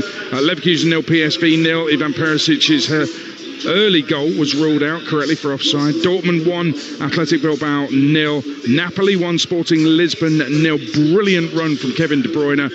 Slotted it through for Rasmus Højlund, who finished superbly. Man United could do with him. And Villarreal 1, Juventus 0. In the Championship, let's go around some grounds. Let's go to The Den, first of all, Ian Abrahams. 49 gone, still Millwall 0, Coventry 1. Haji Wright's goal separating the two sides, touching him from a yard out after good work by Thomas Asante around the keeper. He should have scored with a header from close range. Torp was close as well. Sakamoto had a shot, goal rather, disallowed offside. Millwall booed off at the break, had been slightly better early stages of the second half, but only slightly. Millwall 0, Coventry 1. Imran Loser has equalised for Watford at Portsmouth 1-1. What's going on at Carrow Road? Talksport's Mike Sewell. Norwich 0, West Brom 1, 6 minutes played. Norwich also booed off at half-time. They have a free kick at the moment, but they trail to Josh Madger's first goal since New Year's Day. West Brom hitting Norwich on the counter-attack. Norwich 0, West Brom 1. QPR goalless with Oxford in an 8 o'clock kick-off. That's at half-time there. And in the National League, Altrincham 0, Tamworth 0. Forest Green are goalless at Boston. Brackley 0, Wealdstone 2. Carlisle 1, Hartlepool 1. Halifax lead at Rochdale. And Scunthorpe are 1 up at York City as well. Tomorrow night on TalkSport 2 we'll bring you back-to-back commentaries. First at 5:45 it's Dynamo Kiev against Palace in the Conference League. 8 p.m. after that, Forest host Midtjylland in the Europa League. At 8 on TalkSport it's Aston Villa away to Feyenoord, and to preview the game you can hear from former Feyenoord and Aston Villa defender Ron Vlaar on The Breakfast Show tomorrow with Alan Brazil and Gabby Agbonlahor from 6. Gabby was brilliant on Drive with Andy Goldstein earlier. Arsenal against Olympiacos, brought to you in partnership with TNT Sports, the home of European football. 1-0 to the Gunners at half-time. Olympiacos have won on their last 3 trips here to the Emirates. Could they stage a comeback and do it again? They've got work to do. Second half coming next on TalkSport. Champions League live on TalkSport with Enterprise Rent-A-Car. Whatever it is, we're here for it. Kick off on TalkSport with Ladbrokes. 18+ gambleaware.org. From producer Jordan Peele, the movie Him asks the question, what are you willing to sacrifice for greatness? I ain't a killer, but don't listen. Do you want what I have? Yes, sir. I worshipped you growing up. You got to take it from me. This Friday, it's an electrifying thrill. Do you want to know what you're getting yourself into? And a horrifying wild ride. It's time for me to show you who I am. Run. Him, directed by Justin Tipping, in cinemas Friday. Book tickets now. That there is a great night's sleep. And when Susan wakes up, she's going to get to enjoy a delicious unlimited breakfast. Or, if that super comfy bed is just too hard to leave, Susan can enjoy a midday checkout. Get better sleep for your money. Book now at Premier Inn. Breakfast subject to availability. T's and C's apply. Hi guys, it's Reece and Paul from Fat Lads Competitions. That's fat with a PH, son. Every single week we give away cash, cars, luxury watches and tech for as little as 5p a ticket. Here at Fat Lads, that's fat with a PH. With weekly free competitions that you can enter for absolutely nothing. And we've given away over £3 million in prizes and have over 3,500 5-star Trustpilot reviews. So go to fatlads.com today. That's fat with a PH. Or download the Fat Lads Competitions app. That's fat with a PH. Are you happy now, Dad? I am, thank you. Over 18s only. Legal stuff applies. Results didn't go your way? Are you okay? And you just need some good vibes. We've got you. Because with award-winning Sky shows like Mr. Big Stuff, we're coming for you. Rob and Ramesh Versus. I feel like it's a punishment. Either way, I'm in. Brassic. I've heard a lot about you. And brand new US comedies, Ted, Hacks, and The Paper. You can deal with anything your team throws at you. Oh, that would be wonderful. Sky. Believe in better. At Wix, we can help you get the job done. Get what you need, picked and ready in as little as 15 minutes with Click and Collect. And right now, save on quality kitchens, timber, doors and more in The Big Event. Shop The Big Event in-store or online. Terms apply. Whatever kind of football fan you are, TalkSport and the Coral Daily Download are here for it to celebrate the fans every day. Whether you're a front row seater or a prawn sandwich eater, a half-and-half scarf wearer or a lifelong faithful torchbearer, a retro shirt for every game or bare-chested, even in the rain. For all the latest news, reaction and odds this season, don't miss the Coral Daily Download. Every morning from 6 on TalkSport with Coral. We're here for the fans. 18+ gambleaware.org. Champions League live on TalkSport with Enterprise Rent-A-Car. Whatever it is, we're here for it. The football animal is alive. Kick off live on TalkSport. Arsenal will break themselves. Gyökeres turning inside the penalty area, and it's going to be... Oh, Martinelli puts it in off the post. He waited. I think he thought that the initial effort was going to go over the line. He didn't want to nick the goal off Gyökeres. Came back off the post. He adjusted his run. Gets a left foot to it. Side puts it in. Waiting for the players to come out for the second half here at the Emirates Stadium. Arsenal leading by a goal to nil. Another goal in the National League. Could be a shock on tonight. Rochdale 0. Halifax 2 is the score. Still well over half an hour to go in the second half of that one. I'll give you all the full times coming the end of the show. We're on till around about 10:15. After that, it'll be Sports Bar with Jamie O'Hara and Jason Cundy. 03717223344 is with Jason after the Chelsea game last night. I'm going to let you into a secret. Jason wasn't impressed with Chelsea, even though they won. He was not impressed with Chelsea, so you might want to take that up with him on the show this evening a little bit later on. We've got loads of live football coming your way. I told you what's happening tomorrow night. Friday, there's a Premier League game live and exclusive on Talksport. Bournemouth against Fulham. Join Hugh Wozencroft from 7 at the Vitality for that. Same time, Talksport 2, Wrexham against Birmingham. Two sides promoted from League One last season. Live exclusive Championship action on Talksport 2. And then Saturday lunchtime, 11 a.m. actually, our build-up starts on Game Day exclusive. It's Leeds against Tottenham from the Premier League. Watford have turned it right around. They lead by 2-1 at Portsmouth. Portsmouth facing a third straight defeat. And in the National League, Altrincham have taken the lead against Tamworth 1-0 in that. That's Leeds game on Saturday against Spurs. 12:30 kickoff, live and exclusive on Talksport. Same time on Talksport 2. Sheffield Wednesday against Coventry. Coventry heading into the top 2 as things stand tonight. I'll take you around the grounds, all the goals as they go in. I'll be back here at the Emirates where West Ham are the visitors. So we'll take you around the grounds there. Troy Deeney and Dean Ashton on the show on Saturday afternoon. There's Championship commentary on Talksport 2 of Derby against Southampton, a game that's not on telly. That is live on Talksport 2. And Sunday lunchtime, Ipswich Norwich on Talksport 2. That's East Anglian Derby is live and exclusive with us and nowhere else. More of the same, Darren Bent, in the second half from the Arsenal. Do you expect changes from Mikel Arteta? I think he'd probably leave it as it is for now, I'd expect. But then I think, yeah, you'll see the changes. I mean, he doesn't need to.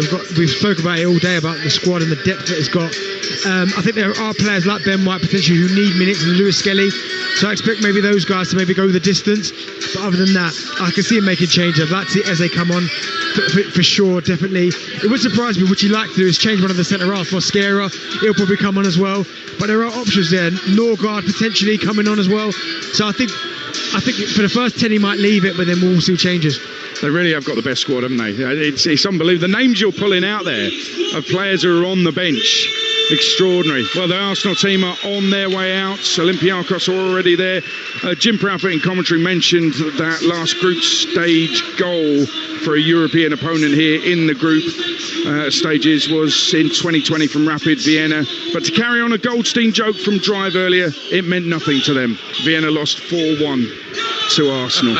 If Olympiacos don't score tonight, Arsenal make it 2 wins out of 2 in the Champions League. Second half, live on Talksports. Arsenal 1, Olympiacos 0. Here's Darren Bent and Jim Proudfoot.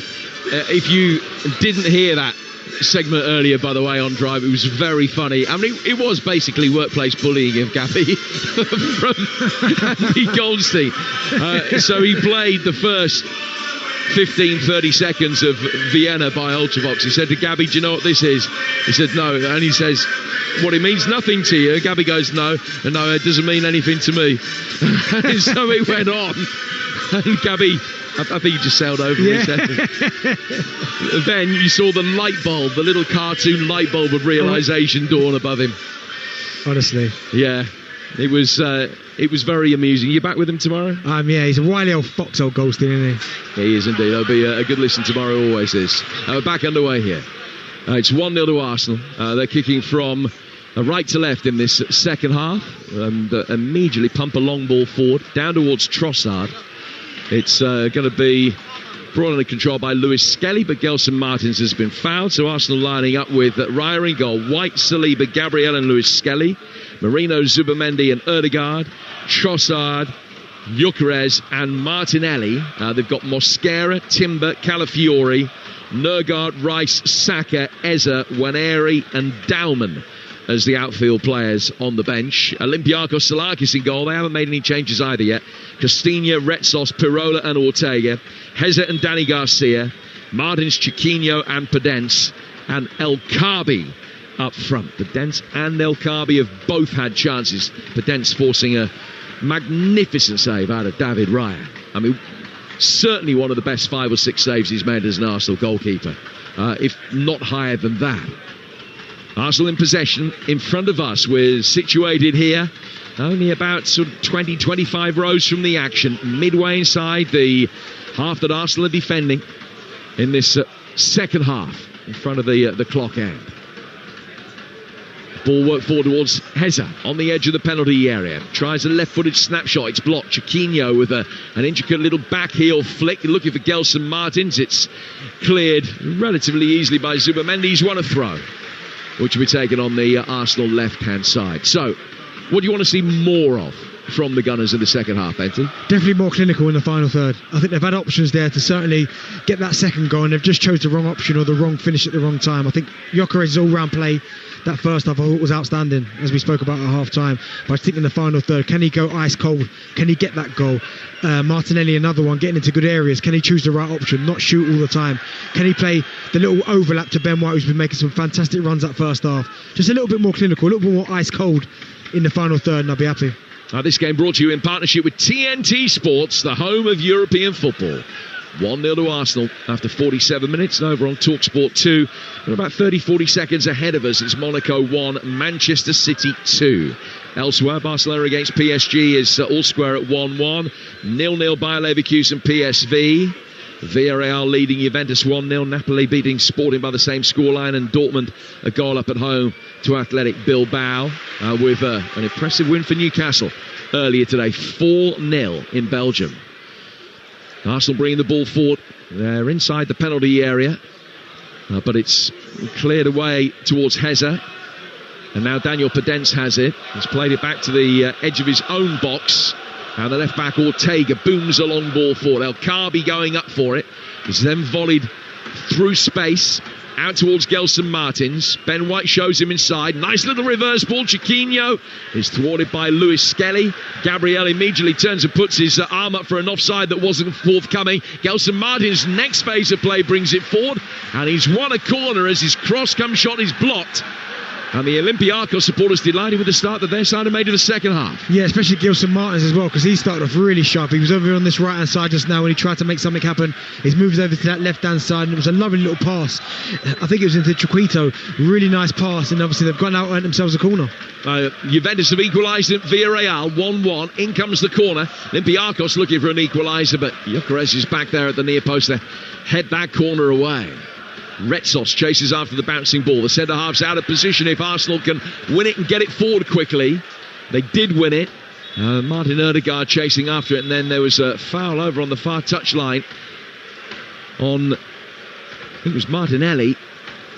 And as a result of that, it's a free kick that will be taken by the Gunners on halfway. They lead 1-0. They have been relatively comfortable. The shot count for the Arsenal up into double figures, but only 2 on target out of those 10 first half attempts. They take the free kick backwards. It's laid back towards Raya. Raya playing it out, just trying to draw the Olympiacos press here. Lewis Skelly can work it between the lines. Out towards Mikel Merino. He's got Trossard making a run ahead of him. Trossard coming in off the left flank. Tried to fashion a ball forward that was blocked. It hit the nearest Olympiacos player, and it comes off Gelson Martins and goes out of play for a throw, and Zubimendi immediately takes it, launching it forward towards Merino. He's got it inside the penalty area. Little back heel flick. Trossard towards the far post, and anything like a decent cross there surely would have been headed home by Martinelli. Far too much on it.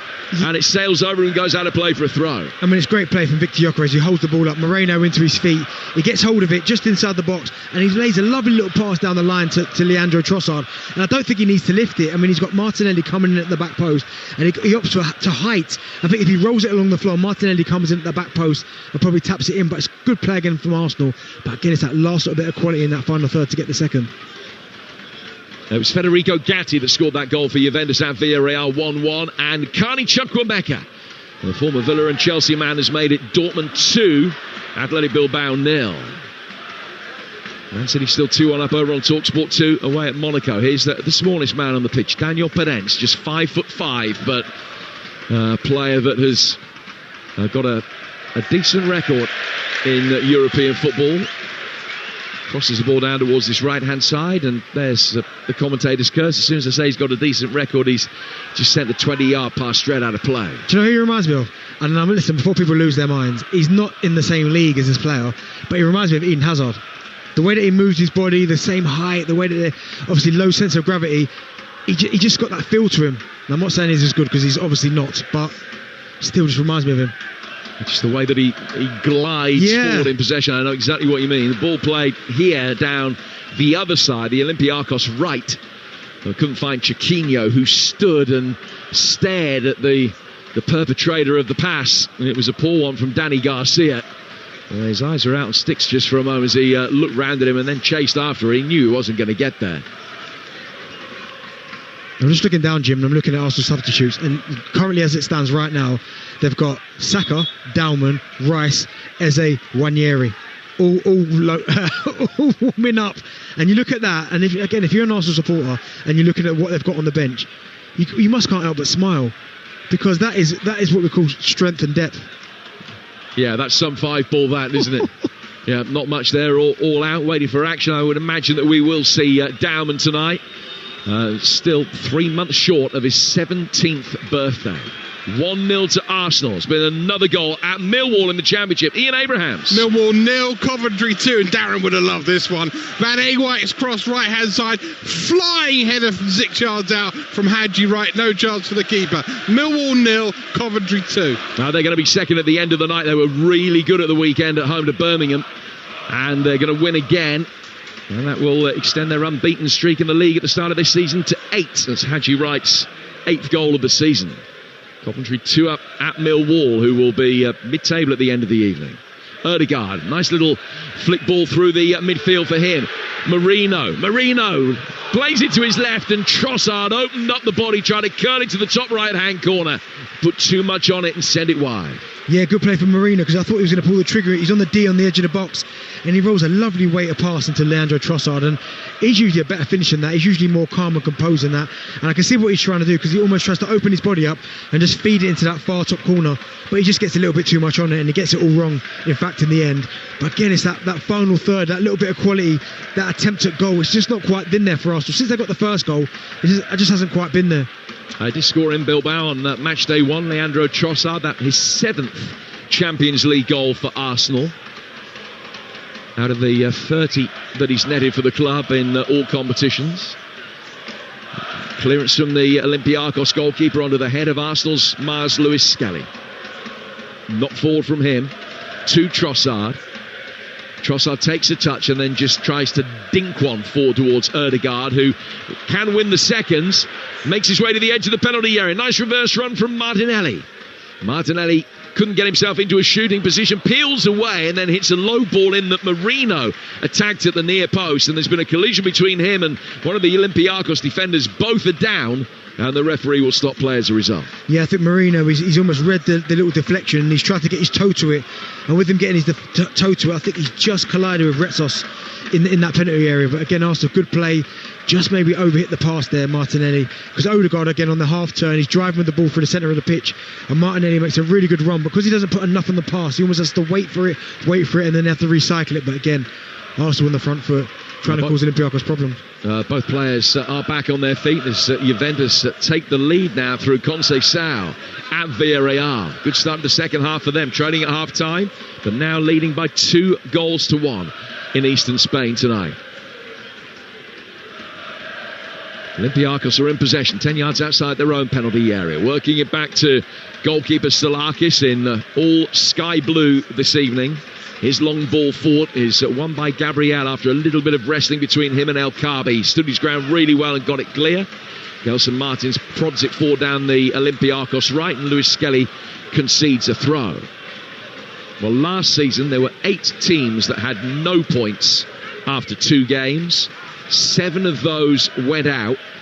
The exception was Milan. They won 5 of the last 6 to end up coming 13th. So it does put pressure on you if you can't get off to a decent start in this competition. Olympiacos working the ball inside the Arsenal penalty area. And Trossard with a touch that just flicked it with his right foot, and then it came up awkwardly up his body. But he was dealing with the run from Gelson Martins. The offside flag was up. And there's a free kick that will be taken by the Gunners inside their own penalty area. Declan Rice is going to be the first Arsenal substitute to be brought on. His arrival is imminent. Yeah, it looks like it's one. I think Jurriën Timber as well. I think he's the other one who's coming on. But again, the depth. Timber has been absolutely outstanding this early part of the season. And maybe Ben White, who hasn't played much football, maybe run out of gas a little bit. But I mean, 2 absolute top players to bring off the bench. Arsenal playing out from the back again. Zubimendi, Gabriel, down to Lewis Skelly. Drawing the press and just able to tease Olympiacos. Gunners just playing it back from one centre-half to another, back through their own box again. Now it goes out towards White. And Erdegaard will be able to receive it. Now the Gunners making steady progress upfield. Oh, Lewis Skelly with a lovely turn. It was far too good for Costinha, who caught him on the left foot. And it's going to be a free kick to the Gunners, but only after this double change. So Marino, the first man coming off. Declan Rice coming on to replace him. Rice, a man who has featured in every game for the Gunners so far this season, and he's got 3 goals in his last 6 Champions League ties, including that stunning double against Real Madrid here. The other change, straight swap at right back. Timber coming on for White. Yeah, I think for Ben White, not many minutes, and it was good to see him out there getting a bit of a run out. And as you said there, Declan Rice coming on has been absolutely outstanding to start this first part of the season now. Just giving Arsenal a little bit of a freshness, because although they've been on top in the second half, there were 1 or 2 sloppy passes, sloppy bits of defending, but bringing these 2 on now should make a real impact. You're listening to Arsenal against Olympiacos in the Champions League, live on Talksport with Enterprise Rent-A-Car. Whatever it is, they're here for it. And a yellow card is going to be shown to David Raya here for delaying the restart. Or did he show it to Gabriel? So Gabriel was going to take this free kick and then walked away back towards halfway. Raya came up and he was going to take it, and the referee said, I've had enough of this, and just showed it a yellow card, I think to Gabriel. It's a first caution of the season for the Brazilian at the heart of the Arsenal back line. First player to have his name taken today by a referee who has shown 13 red cards over the last 12 months. But he's kept his cards in his pocket so far today. I mean, there's been very few poor challenges. It's not anything like as niggly as the Chelsea game was last night, where the cards were free-flowing. Podence steers it forward here. Now Carby's going to chase it. Saliba, a real Rolls Royce of a defender, comes back and wins it. Now Carby had done his bidding from an offside position anyway, so it's another free kick to the Gunners. Yeah, good defending there for Saliba. He almost knew that El Kaabi was offside, but he just gave himself a little bit more space, got his body in, and I mean, for Arsenal, for him to sign a new contract, I mean, that's absolutely massive, Saliba, because there was a time, even though there's cover now with Mascara, when you've got Saliba and Gabriel there, they are the first choice pairing, and when they play together, I mean, they're both rock solid. Yep, Saliba, who signed that new contract until 2030. Not that far short of 150 games for Arsenal now. Gunners bring it forward, get a free kick. Zubimendi wants to take it quickly and does so. Played out to the right-hand side.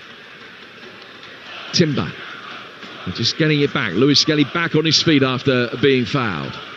The idea probably right to take the quick free kick, but they really couldn't make anything of it.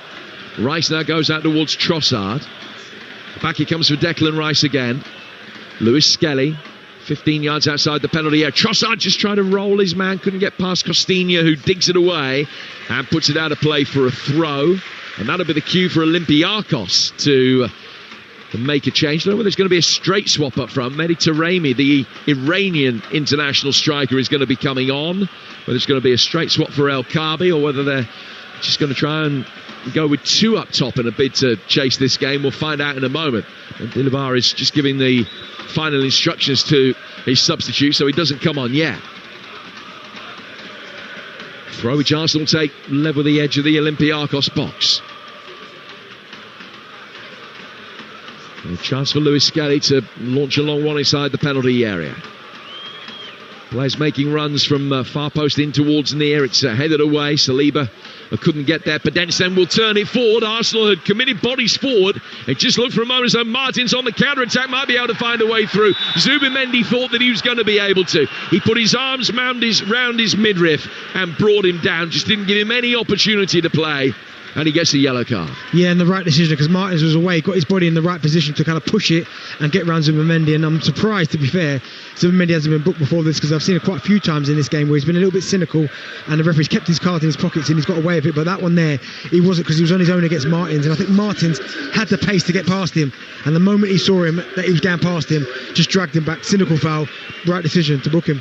Third yellow card of the season. They're going to make that change. Martins is coming off. Taremi coming on. We'll quickly go to Carrow Road. Here's Talksport's Mike Shewell. Where it's Norwich 0, West Brom 1. Josh Madger's goal midway through the first half. The difference, Norwich have had a couple of chances. The best of them a Marcondes free kick, but they cannot find an equaliser. Norwich 0, West Brom 1. Thank you, Mike. Coventry still 2 up at Millwall. Portsmouth 2-1 down at home to Watford. And it's goalless between QPR and Oxford with 20 minutes gone in the second half of that one. In comes this Olympiacos free kick. Looping header goes over Raya's bar. He very quickly took a pace back, looked nervously over his shoulder, but judged correctly that it was going to clear his bar, and it goes out of play. So they've changed things a little. They've put El Kaabi that little bit deeper. They've moved Chiquinho out to the right-hand side to replace Martins, who's come off. And they've now got Taremi leading the line. So it's still essentially the same shape. El Kaabi will push forward. His starting position is going to be further forward than that of Chiquinho. So it is almost 4-4-2 now as they try and get themselves back into this game with the introduction of Mehdi Taremi. Yeah, 100%. I think El Kaabi needed help. I think Saliba and Gabriel have been far too comfortable this evening. Now Pedence finding his way forward. Great defending by Timber. It comes back, lays it back for Zubimendi, and now to Ødegaard, and now out towards Timber again, and all of a sudden Arsenal can bring it forward with alacrity through the midfield. Ødegaard just lays it back down towards the touchline. Couldn't find Lewis Skelly. Lewis Skelly sensing it's going to be difficult to get past. Heze works it back. Gabriel likewise. Raya gets a touch, and now Saliba will play forward. But a bit more space this time for Arsenal to be able to bring it through the midfield, and they do so in finding Declan Rice. Rice back for Ødegaard, and out to Timber on the right with 18 minutes gone in the second half. An equaliser for Sporting at Napoli. Luis Suarez, not that Luis Suarez, with the goal. Gurzetta with one back for Athletic Bilbao away to Dortmund. They trail by 2-1. The Gunners with it again with Zubimendi. I'm so glad you said that, Jim, because I was thinking Suarez has moved again.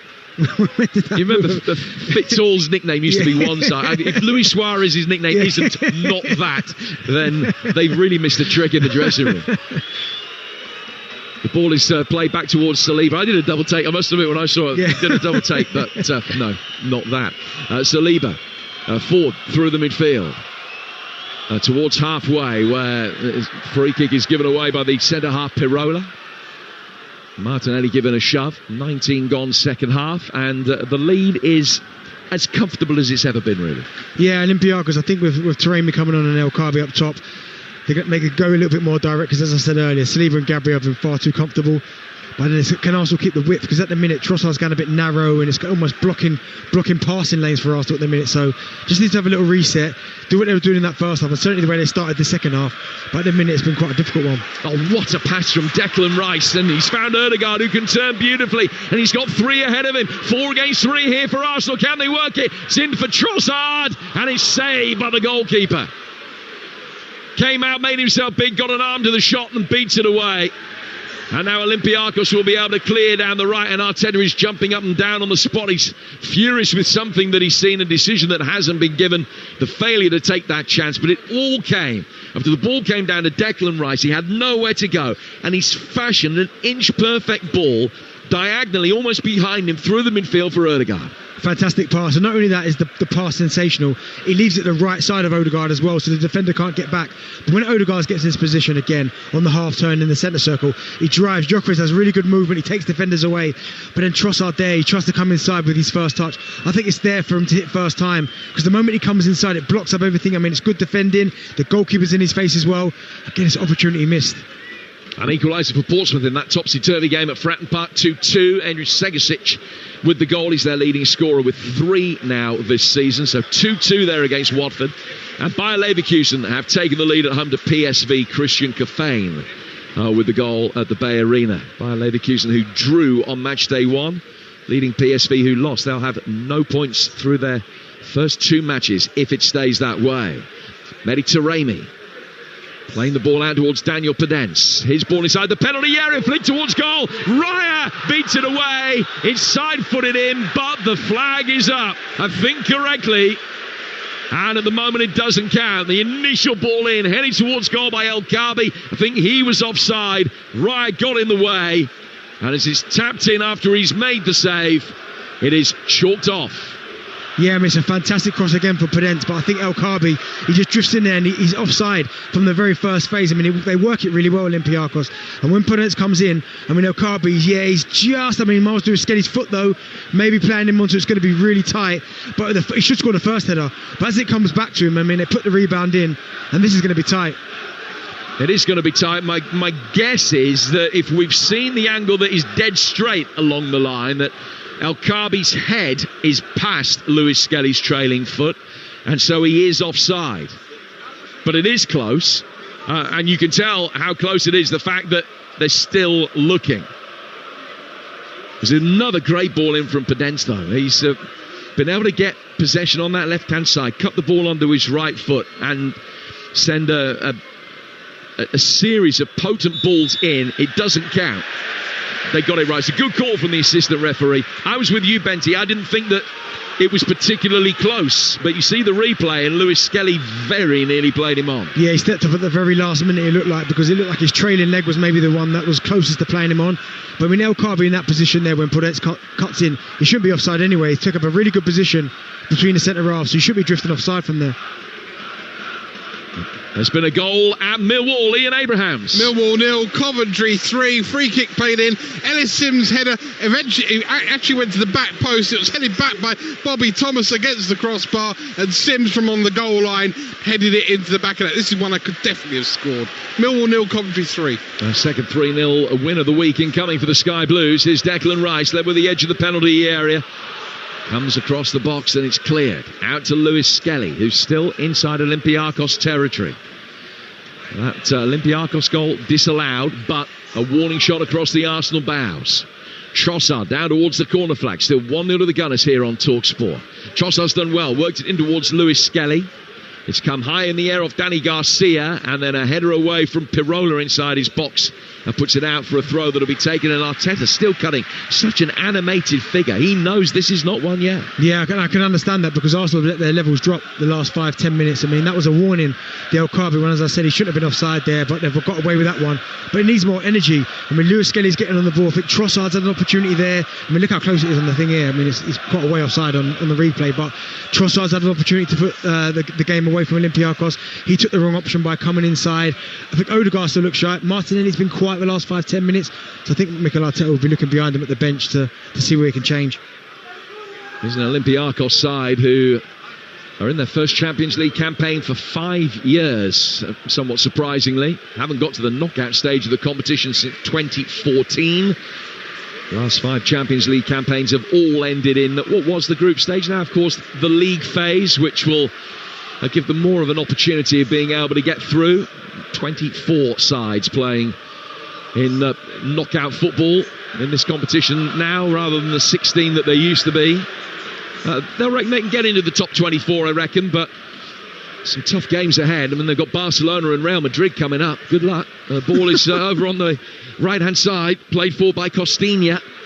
He'll take it down towards the corner flag. He can deliver. Raya comes out. It's good handling. He knew as soon as he was in mid-air coming to catch that, he knew that he was going to collide with Gabriel. And Gabriel did his best to make himself almost as small as possible, if you see what I mean, to get out of his way. And Raya made sure that as he hit the ground, he didn't drop the ball. Arsenal can get it forward quickly. Ødegaard to Rice. And Rice curves one out towards the bottom right-hand corner of the penalty area. Another opportunity for the Gunners to try and get a delivery inside the box. They can't just yet. It's laid back by Timber. To Saliba. Now down the line for Martinelli. Right foot ball in from Martinelli. Rice was arriving, but headed away from in front of him by Retsos. Cleared out to Zubamendi. One of two Arsenal players booked tonight. Here's the other, Gabriel. Inside the centre circle. Too much on the left-footed ball over the top. Trossard can't get there. Straight through for Salakis. And he's whacked it forward long. Raya's outside his penalty area, sweeping up. Nonchalantly heads the ball down towards the touchline. And Gabriel will be able to clear. And he's pinged a long ball over the top. And the goalkeeper at the other end, equally nonchalant, just lets the ball trickle inside his penalty area, and Salakis' hands were quick to be able to whip it away from the on-rushing Gyökeres. Yeah, also at the minute, just look like they're a little bit void of ideas at the minute. They're almost straight lines. I mean, Gabriel there, I can see what he's trying to do. It's a good run from Victor Gyökeres, but he just gets it all wrong. It's a hard, straight pass, but they've just let the intensity drop just the last 5 minutes, which has given Olympiacos maybe a little bit of belief that they can get something from this game. And we've seen very little of Gyökeres in the second half. I mean, you talked at length in the half-time interval about his first half performance, but he just hasn't been as involved in the second period. No, they haven't, and they've had opportunities to kind of get him involved in the game, but they just haven't given him the pass or the service it's going to require for him to get that goal. But he's got to keep working on and keep doing the same things. Costinha's coming forward for Olympiacos here and sends a shot in from the edge of the penalty area that hits Gabriel as it comes back out to the Olympiacos right back. He's fouled Trossard, and it's going to be a free kick. Now Arsenal will make changes. Bukayo Saka and Eberici Eze are the two players that are coming on. Before they do so, though, I wonder whether Arsenal will be best advised just to hold off a moment, because Gabriel has gone down hurt inside his own box, and I think that was just as he got in the way of that long-range effort that came in from Costinha. They are going to make the double change, though. So Trossard off, Saka on to replace him. Now both he and Ebs Eze are going to have big receptions. Replaced by number 10, Eberici Eze. So a big roar for the £67 million arrival from Crystal Palace. Made his European debut in Bilbao on match day 1. And Eze coming on for his second Champions League appearance here with 18 minutes to go. Not a bad couple of substitutions they've made then in Eze and Saka coming on, but I think they needed that. I think Martinelli looked quite sharp first half, got his goal, but not really involved this second half. I think Leandro Trossard as well, he was almost fading. And if you're Victor Gyökeres, I think it's good that he stays on the pitch. Again, I've been there, Jim, where you've missed a few chances, you're working hard, but you're thinking, where's that goal's coming from? I mean, every time there's a substitution, you're looking across to think, I hope it's not me. And the fact he's still on there, hopefully he gets his goal in the last, 20 minutes. And Max Dowman is thinking, I hope it is me, because he wants that record. Yeah. And the sooner that he breaks it, the more chance he's got of having it for a long, long time. And they've made 4 now. And I think the fact that Gabriel has stayed down injured means that he's not going to get his chance today. Potentially, anyway. They're getting Mosquera ready. Another goal. Across town at the Denny in Abrahams. Another for Coventry, Millwall 0, Coventry 4. Kane Kessler-Hayden with his first for the Sky Blues. Good break down the right-hand side, inside the penalty area, 12 yards out. Fired past a beleaguered Bender. It's Millwall 0, Coventry 4. So it's not going to be Dowman's night after all. Because Gabriel makes his way off the pitch. This is just a precaution, I think, but you'll remember that Raya came out and claimed that cross a couple of minutes ago, and as he did so, he collided with his centre-half. So Gabriel comes off, and Mosquera comes on to replace him. Yeah, Mosquera, I think he's shown already when Saliba was out how comfortable he is, how he could just slot straight in. He's been really impressive, to be fair, playing alongside Gabriel, but now he's being asked to play on the other side, which is on the left-hand side. I think he's been more than adequate in the games that I've seen him play. And that, again, it comes down to the strength and depth of this Arsenal squad. So Mosquera comes on, and Olympiacos have made a change as well. It's a European debut for the Argentinian midfielder Lorenzo Scipioni. So he has come on for Danny Garcia. Eza, that's a clever little ball, just clipped round the corner for the run of Declan Rice. Olympiacos can clear. Mosquera's first contribution is a good one. He's hurriedly played it back towards Raya, who can clear. Long ball over the top. Gyökeres running onto it, maintaining possession to start with, but he couldn't long enough to be able to get a shot away. Had 3 Olympiacos defenders converging on him, and Hez is able to bring it clear. 15 to go. 1-0 to Arsenal as it's been for more than an hour. It isn't one yet. And Olympiacos not really creating too many clear-cut chances, but probably reckoning that there's enough time for them to create one half chance that might get them back into it. Yeah, potentially. I mean, Arsenal haven't killed this game off by getting that second goal. I mean, Gyökeres there, that's the way it's gone from the second half, where the ball bounces, he makes a good run, and it can almost get stuck under his feet and stuck between 2 defenders, and he can't create the angle to get the shot off. But I think Arsenal need that second goal, because as you said, Olympiacos haven't really created too much, but there's always that one moment. They've got Podence who's still on there, they've got El Khaby, they've got people in the team that can create chances and score goals. They've got a free kick here, though, the Gunners. Often the conduit to success, a set piece. They got Gyökeres as the deepest of 3 in red and white at the far post area. Mosquera is in there as well. There's only one Olympiacos defender dealing with all 3 of them. They're defending pretty zonally. It's flashed inside the penalty area really briskly, and well defended by the retreating El Khaby to head away to give Arsenal their first corner of the second half. Well, Victor Gyökeres has figured, here's my goal, because it's about to land on his head, and it's really good defending from El Khaby, who gets himself back into a defensive position to clear that front post area. But if he's not there, the ball's about to land on Victor Gyökeres' head from about 7 yards out, and he's probably thinking, right, here's my opportunity, here's the goal, and just ahead of him El Khaby gets his head to it. So corner to Arsenal, which will be taken on the right flank. Zubimendi is waiting on the edge of the D. Eza is there as well, nobody picking up either of them. Deep delivery towards the edge of the 6-yard box. Goalkeeper punches it away. The second touch from Eza gets further distance. Headed back by Lewis Skelly down towards Eza, who controls it, threatens to go one side, turns the other away from Mehdi Taremi. Rice is in there. The Cordy's man acknowledges that. Referee does as well, but allows play to continue. Podence clipping it down, chested down by Eza. Scipioni's going to chase after it, and then Chiquinho has manhandled Lewis Skelly and is going to be booked. No, it's Rice who is booked. He's booked for the earlier challenge upfield. The referee played the advantage after it, but Declan Rice cautioned for that. Yeah, I don't think he made contact either, but the defender made quite a lot of it. Taremi made a lot of it, and then he's obviously got himself back to his feet. But I mean, I don't think I've seen anyone in a long time better than Lewis Skelly in terms of getting his body between man and ball and just drawing the foul. He seems to do it every time, and defenders and people he's up against know he's going to do it, and yet they still can't help themselves. Well, he's only played 70 odd minutes of Premier League action this season, Miles Lewis Skelly. Before tonight, the only start that he'd made in all competitions was at Port Vale. When you bear in mind that he started all 6 Champions League knockout ties that Arsenal played last season, it's not been a fall from grace, but Calafiori has established himself as the first choice left back this season. Arsenal will give another free kick away, but deep in Olympiacos territory. Always difficult when you're a young man. You've had a meteoric rise as he has playing international football, scoring for England by the age of 18, to just have this first little blip where you're not in the team. It must be difficult to get your head round. Yeah, it will be for him. But again, Calafiori's had a really good start to the season. Lewis Skelly, I believe, will get minutes, and eventually I think he will become Arsenal's first choice left back. But as every young player that comes through a football club, you're going to have teething problems. You're going to have moments where, unless you're Wayne Rooney, who's been a superstar from a very young age, you're going to have blips in the road. You're going to have periods where you're not playing. It's how you respond to that, and I think tonight's performance has been outstanding. El Khaby in possession for Olympiacos in Arsenal territories. Laid it back here for Scipioni, who hurriedly had to get it away from Erdegaard. Back from him to Retsos. Retsos through the centre circle. It's a nice ball as well. In towards Taremi. Taremi to the left-hand side for Olympiacos to the full-back Ortega, and he's worked it back towards halfway. Listening to Arsenal against Olympiacos in the Champions League. Live on Talksport with Enterprise Rent-A-Car. Here for it, book now at enterprise.co.uk. Napoli restore their lead at home to Sporting. 2-1 with time running out in Naples. Ball in the penalty area from Costinha.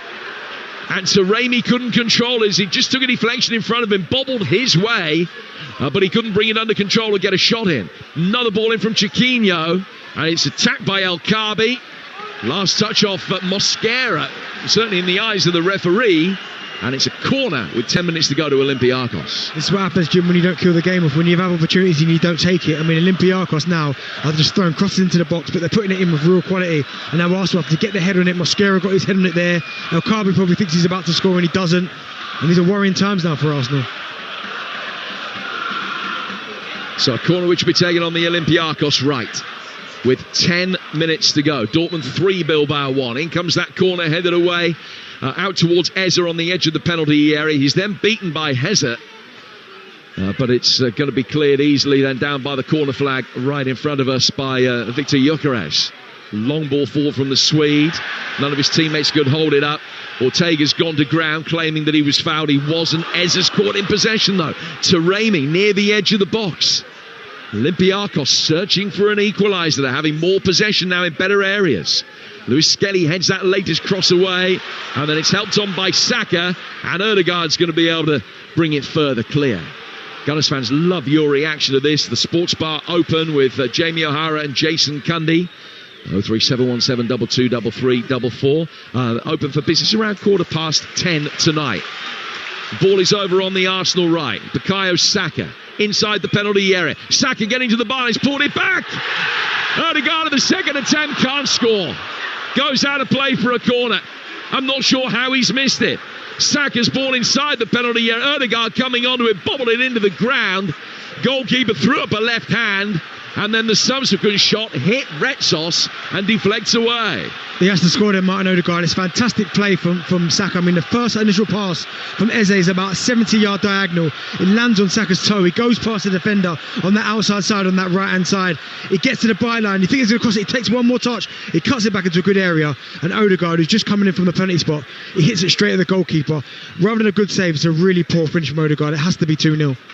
It's still only one. Ødegaard takes this corner in towards the near post, and again very easily headed away by Olympiacos. Full-time whistles going in the Championship all over at the Den. Ian Abrahams. Millwall 0, Coventry 4. Hadji Wright with a goal in each half. First a tap in from a yard out, the second a flying header. Ellis Sims from almost on the line, nodded in the third. Kessler Hayden got his first Coventry goal, 3 from the end. They were by far the better team, although Millwall tried second half. Coventry up to second, Millwall 0, Coventry 4. So Coventry up to second and West Brom up to fourth after winning at Norwich. Mike Sewell. Norwich 0, West Brom 1. Josh Madger scored the decisive goal, but another Josh, goalkeeper Josh Griffiths, made sure of the points, making 3 crucial second half saves, including a point blank stop from Ante Siernats. Norwich suffer a 4th consecutive league defeat at home. Norwich 0, West Brom 1. Arsenal again on the front foot. Angry reaction from the supporters as they can't make the most of a half chance. And Olympiacos get it forward quickly. The game becoming increasingly stretched with 7 minutes to go. That's a rare mistake from Podence. They're just playing the wrong pass forward inside the penalty area. It's going to be easily picked up by David Raya. It hasn't been a vintage second half. And you can make the extenuating circumstances about the much changed team, and it looks for all the world at the moment as though Arsenal are probably going to be able to hold on, and if they do so, then it goes down as really good management from Mikel Arteta, getting minutes into legs and keeping some players fresh for the challenge of West Ham at the weekend. But they have gone off the boil. They have. I mean, Ødegaard should have made it 2-0 there. It was really good play there. Great pass from Eze to Saka. Saka doing what he does best, going down the outside and getting that cross in. But you're right, they've just let their intensity drop probably the last 15 minutes, and that's just given Olympiacos confidence, because Podence is getting the ball on that left-hand side and put some real good crosses in. And I mean, El Kaabi's getting service. Taremi's dropping into little pockets as well. And they're just making Arsenal ask 1 or 2 questions. Another one of the Championship games has finished as well at Fratton Park. Portsmouth 2, Watford 2. Still playing at QPR with 4 minutes per stoppage time to go. It's still 0-0 in that match at home to Oxford. A triple change being readied by Olympiacos. And we'll run through all the Champions League latest for you when they make it. The high diagonal brought down by Costinha, right-hand side of the Arsenal penalty area. Tries to get in past Lewis Skelly. He can't, but he's going to get a second bite of the cherry. Resist the temptation. It's gone back for Scipione. Now he's got it again. Rolling it across towards Pedence. Ball in from Chiquinho, and Raya forced to throw out a right hand to tip it away. Probably was going to be curving wide, but he didn't know, couldn't be sure who was coming in behind him. Threw up a right hand, got a touch to it, and diverts it away for a corner.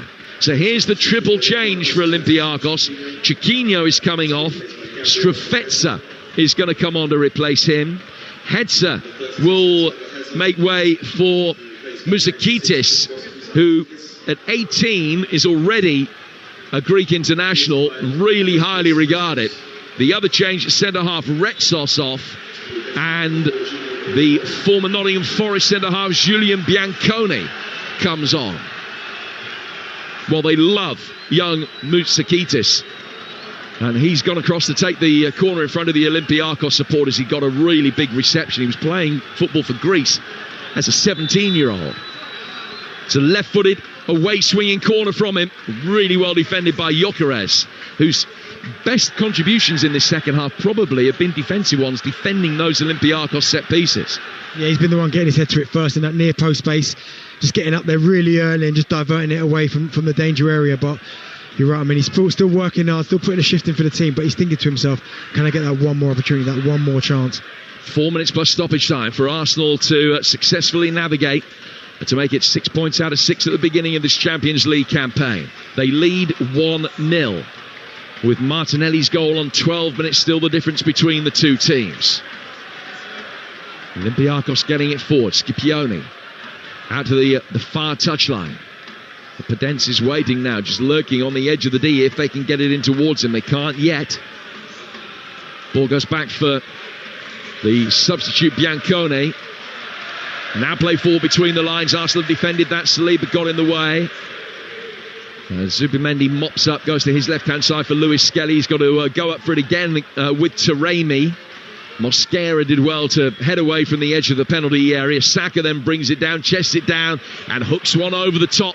And they'll try and get Gyökeres isolated here against Pirola. And he's fouled him. So it's a free kick which will be taken by Olympiacos. Gyökeres not too happy with that in the Champions League. 1-0 to Arsenal here. 2-1 to Manchester City in Monaco. Live over on Talksport 2. Still Barcelona 1, PSG 1. Same scoreline by Leverkusen against PSV. Here comes Costinha down the right-hand side. Another ball inside the Arsenal penalty area, which is successfully headed away. Pedence. Another cross comes in, and it's headed straight to Raya. They're having plenty of warnings, Arsenal, but still they're holding on.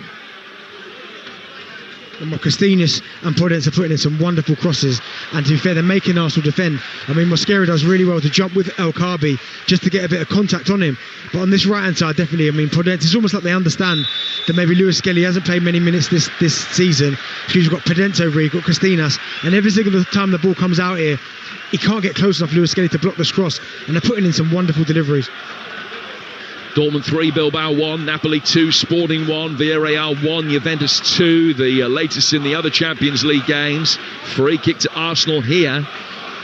A good 15 yards outside their own penalty area. There is a VAR check for a potential penalty. The referee just telling David Raya to wait, and now he's allowing him to play on. I think it would have been for maybe a handball. It's come off the shoulder of the Arsenal defender. The check is over. Raya working it upfield. Headed away by Scipione. The Gunners return it down towards the corner flag. Just keeping the ball out of harm's way with barely a minute of normal time to go. Really powerful header from Mosquera, climbing over El Kaabi. Keeps Olympiacos inside their own half. A fourth goal for Dortmund at home to Bilbao, who are going to be 2 defeats from 2 at the start of this campaign, having been beaten by Arsenal a fortnight ago. Another Gunners throw over on that far touchline. All they've got to do is keep the ball in that half of the pitch for the next 4 or 5 minutes and they'll be all right. But they haven't really been able to exert too much of a level of control on the game latterly. Which surprised me, because he's brought on Declan Rice, he's brought Eze on Saka. These guys are comfortable in possession, but all of a sudden they're not getting the ball down, they're not moving it, not keeping possession, making Olympiacos work. They almost handed them the ball back. Taremi heads it on. But away from Saliba, ball inside the penalty area. Oh, Saliba did really well. He judged the flight of the ball, got the back of his head to it, and that stopped it coming through towards El Kaabi. Then a poor challenge over on the far touchline from one of the Olympiacos players, and it's going to be a yellow card. Free kick to Arsenal in their right back position. It was just laid out in that direction, and Strefetsa chased after it, but started too late. Was out of control as he made the challenge, and he's booked. Yeah, it was the right decision as well, because I think Odegaard left it a little bit short for Zubamendi, and he done well, to be fair, to he almost clears it and jumps at the same time so he doesn't get hit too hard. But again, Arsenal a little bit sloppy there in their own half in terms of their possession. Well, in that game over on Talksport 2, a penalty to Monaco, and Eric Dyer is going to take it. It's still 2-1 to Manchester City. Not anymore, he scored it. Eric Dyer from the spot, 2-2. Going into stoppage time in Monaco. The conclusion of that live right now over on Talksport 2. Here, 5 minutes of added time. Still 1-0 to the Arsenal, as it's been for most of the night. They'll get it forward here. Odegaard. Now towards Eza. Now work back towards Saliba on halfway. Zubamendi in a little bit of space. Can clip it forward, but it was a tired pass straight to Ortega. Ortega, like the rest of his teammates, as soon as they get it, they just boom it forward and try to turn this Arsenal back line. Wasn't a great ball that time. Zubamendi's going to be able to bring it away, and it's very quickly made ground into Olympiacos territory. His ball through the box. It's Bukayo Saka. The angle was tight. The shot was blocked. Comes back outside the penalty area again. Saka with another opportunity to try and work it in. Trossard, Saka again, through the goalkeeper and in to seal the victory. And a huge audible sigh of relief from Mikel Arteta, the players and the supporters. But it's a goal that protects Arsenal's winning start at the beginning of this Champions League campaign.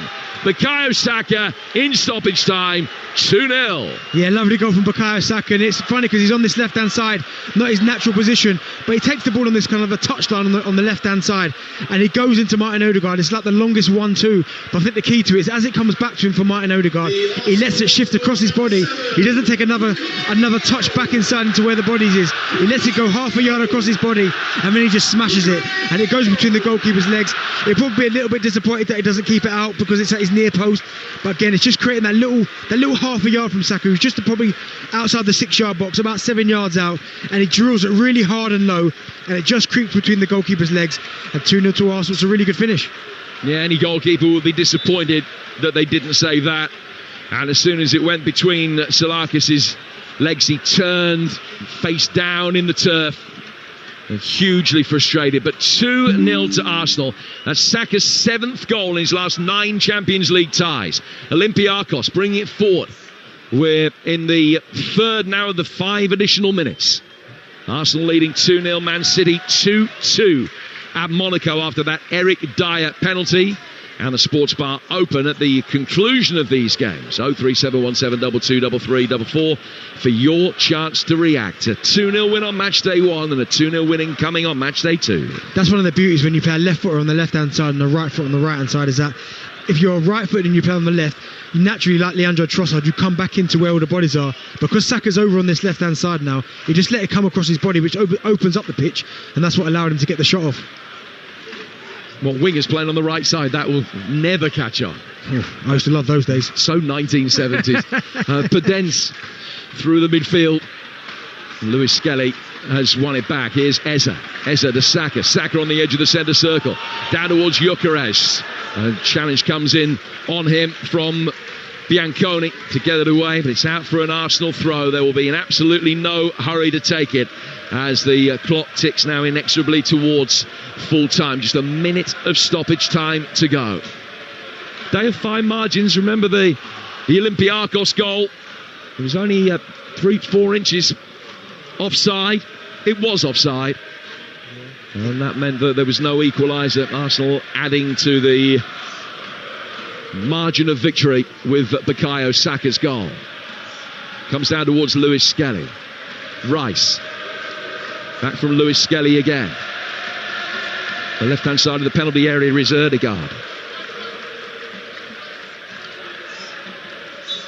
And another free kick is going to be taken on the Olympiacos right. 2-0 with only seconds remaining. Yeah, Arsenal again, you said there, well, I wouldn't say they've got away with it because they've been the better side, but you think about the offside that was minimal, the David Raya, the world-class save that he produced in the first half. I think Olympiacos have had moments, but maybe just haven't offered enough consistently in this game to get anything out of it. But from Arsenal, you know there's gears, there's levels, and certainly this second half, it's almost like they didn't get out of second gear, but they've managed to get the job done now after we made the substitutions, bringing on the likes of Saka and Declan Rice and Eberechi Eze. And it ends in victory. 2-0 to Arsenal. A much changed team. No real change to the pattern of play or the result. And it's 2 wins from 2 at the beginning of this Champions League campaign, whilst Olympiacos still wait for their first goal or victory. Arsenal certainly deserving it, but just a little bit of jeopardy late in the game before Bukayo Saka added the second in stoppage time after Martinelli's opener. I think Mikel Arteta will be quietly pleased with what he's seen tonight. Arsenal beating Olympiacos by 2-0. We'll get Darren Bent's thoughts very shortly, but Monaco 2, Man City 2, they are still playing in the Principality. So let's join our Talksport 2 commentary, Scott Minto and Adam Bridge. He's fouled by Phil Foden. It'll be a free kick for Monaco in the centre circle. Referee has a little glance at his watch because he knows we are 6 minutes into the 7 added in the Principality. Welcome to the listeners from Talksport, where it's Monaco 2, Manchester City 2, with about a minute of added time to play. And Manchester City have been caught here in stoppage time. It was the 90th minute, Eric Dyer going down a high boot from Nico Gonzalez. On VAR, the penalty was given. I think Scott and I think it's a real soft one because there's hardly any contact at all with Eric Dyer's face. However, the penalty was given. The referee went to the screen and decided to change his mind about the decision, and that's cost Man City, who've been dominant in this game. 2 goals from Erling Haaland, and they're on the counter again now down the right hand side. Bernardo Silva against his former club on his left foot, looks to turn inside 30 yards out from goal, short to Nico Gonzalez. Now Nico O'Reilly, and now it's picked up by Gvardiol. There needs to be some urgency here in the final few seconds for Manchester City. Nico O'Reilly again, through to Gvardiol. Gvardiol on a dance, inside the box, gets the shot away, and it's that man again, Eric Dyer, who blocks it with his feet. Now down this near touchline. The ball picked up by Gonzalez, into the feet of Gvardiol. They're pilled for offside, Monaco. His attempt to the cross is blocked, and the whistle is blown by our referee, and it's the full-time whistle as well. And Manchester City, who've dominated this game, have been caught in stoppage time by an Eric Dyer penalty, Scott Minto, and they will rue that because they were in charge of this game. They've hit the woodwork twice and they should have put it to bed. Absolutely. Erling Haaland's 2 goals, it looked like he was going to win in the game, not to be in the end.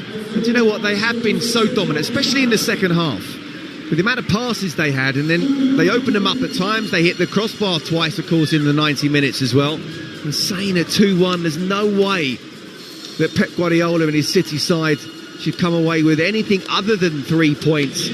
So don't put your boot that high. It was a soft penalty. I'm not sure if there was any contact. Eric Dyer, very, very clever. But you cannot put your foot up that high with just minutes to go inside the box, especially when there's only 1 goal between you and the opposition. Erling Haaland's got 2 goals. Again, the machine just goes on. He can't believe how his 2 goals have not won his side the game, and they're going away with 3 points. Full time in Monaco. Monaco 2, Manchester City 2.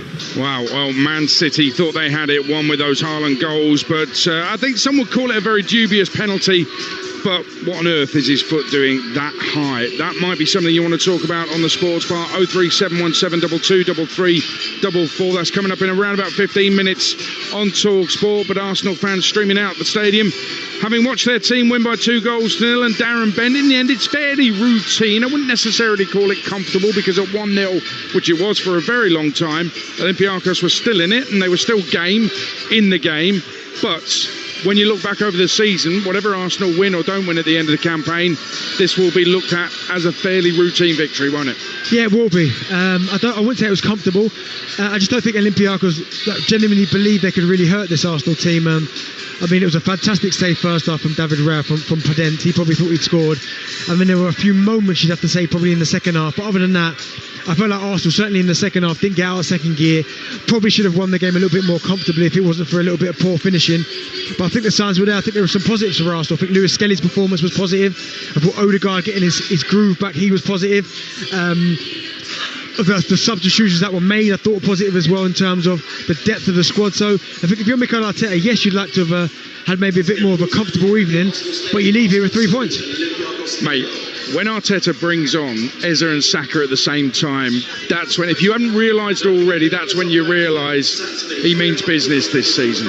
Absolutely. I mean, at one point, I said it in commentary when they had the likes of Declan Rice, Nwaneri, Saka, Eberechi, as they all warming up together, and I just thought, wow, that's what Arsenal got to choose from. But you need competition in your squad, and you need, when you do rotate your squad, you don't want there to be a drop off. And I thought, yes, certainly second half tonight, maybe they went off the gas a little bit, but you are bringing on like for like. When Trossard comes on, Eze comes on, that's an upgrade. Saka comes on, Declan Rice comes on.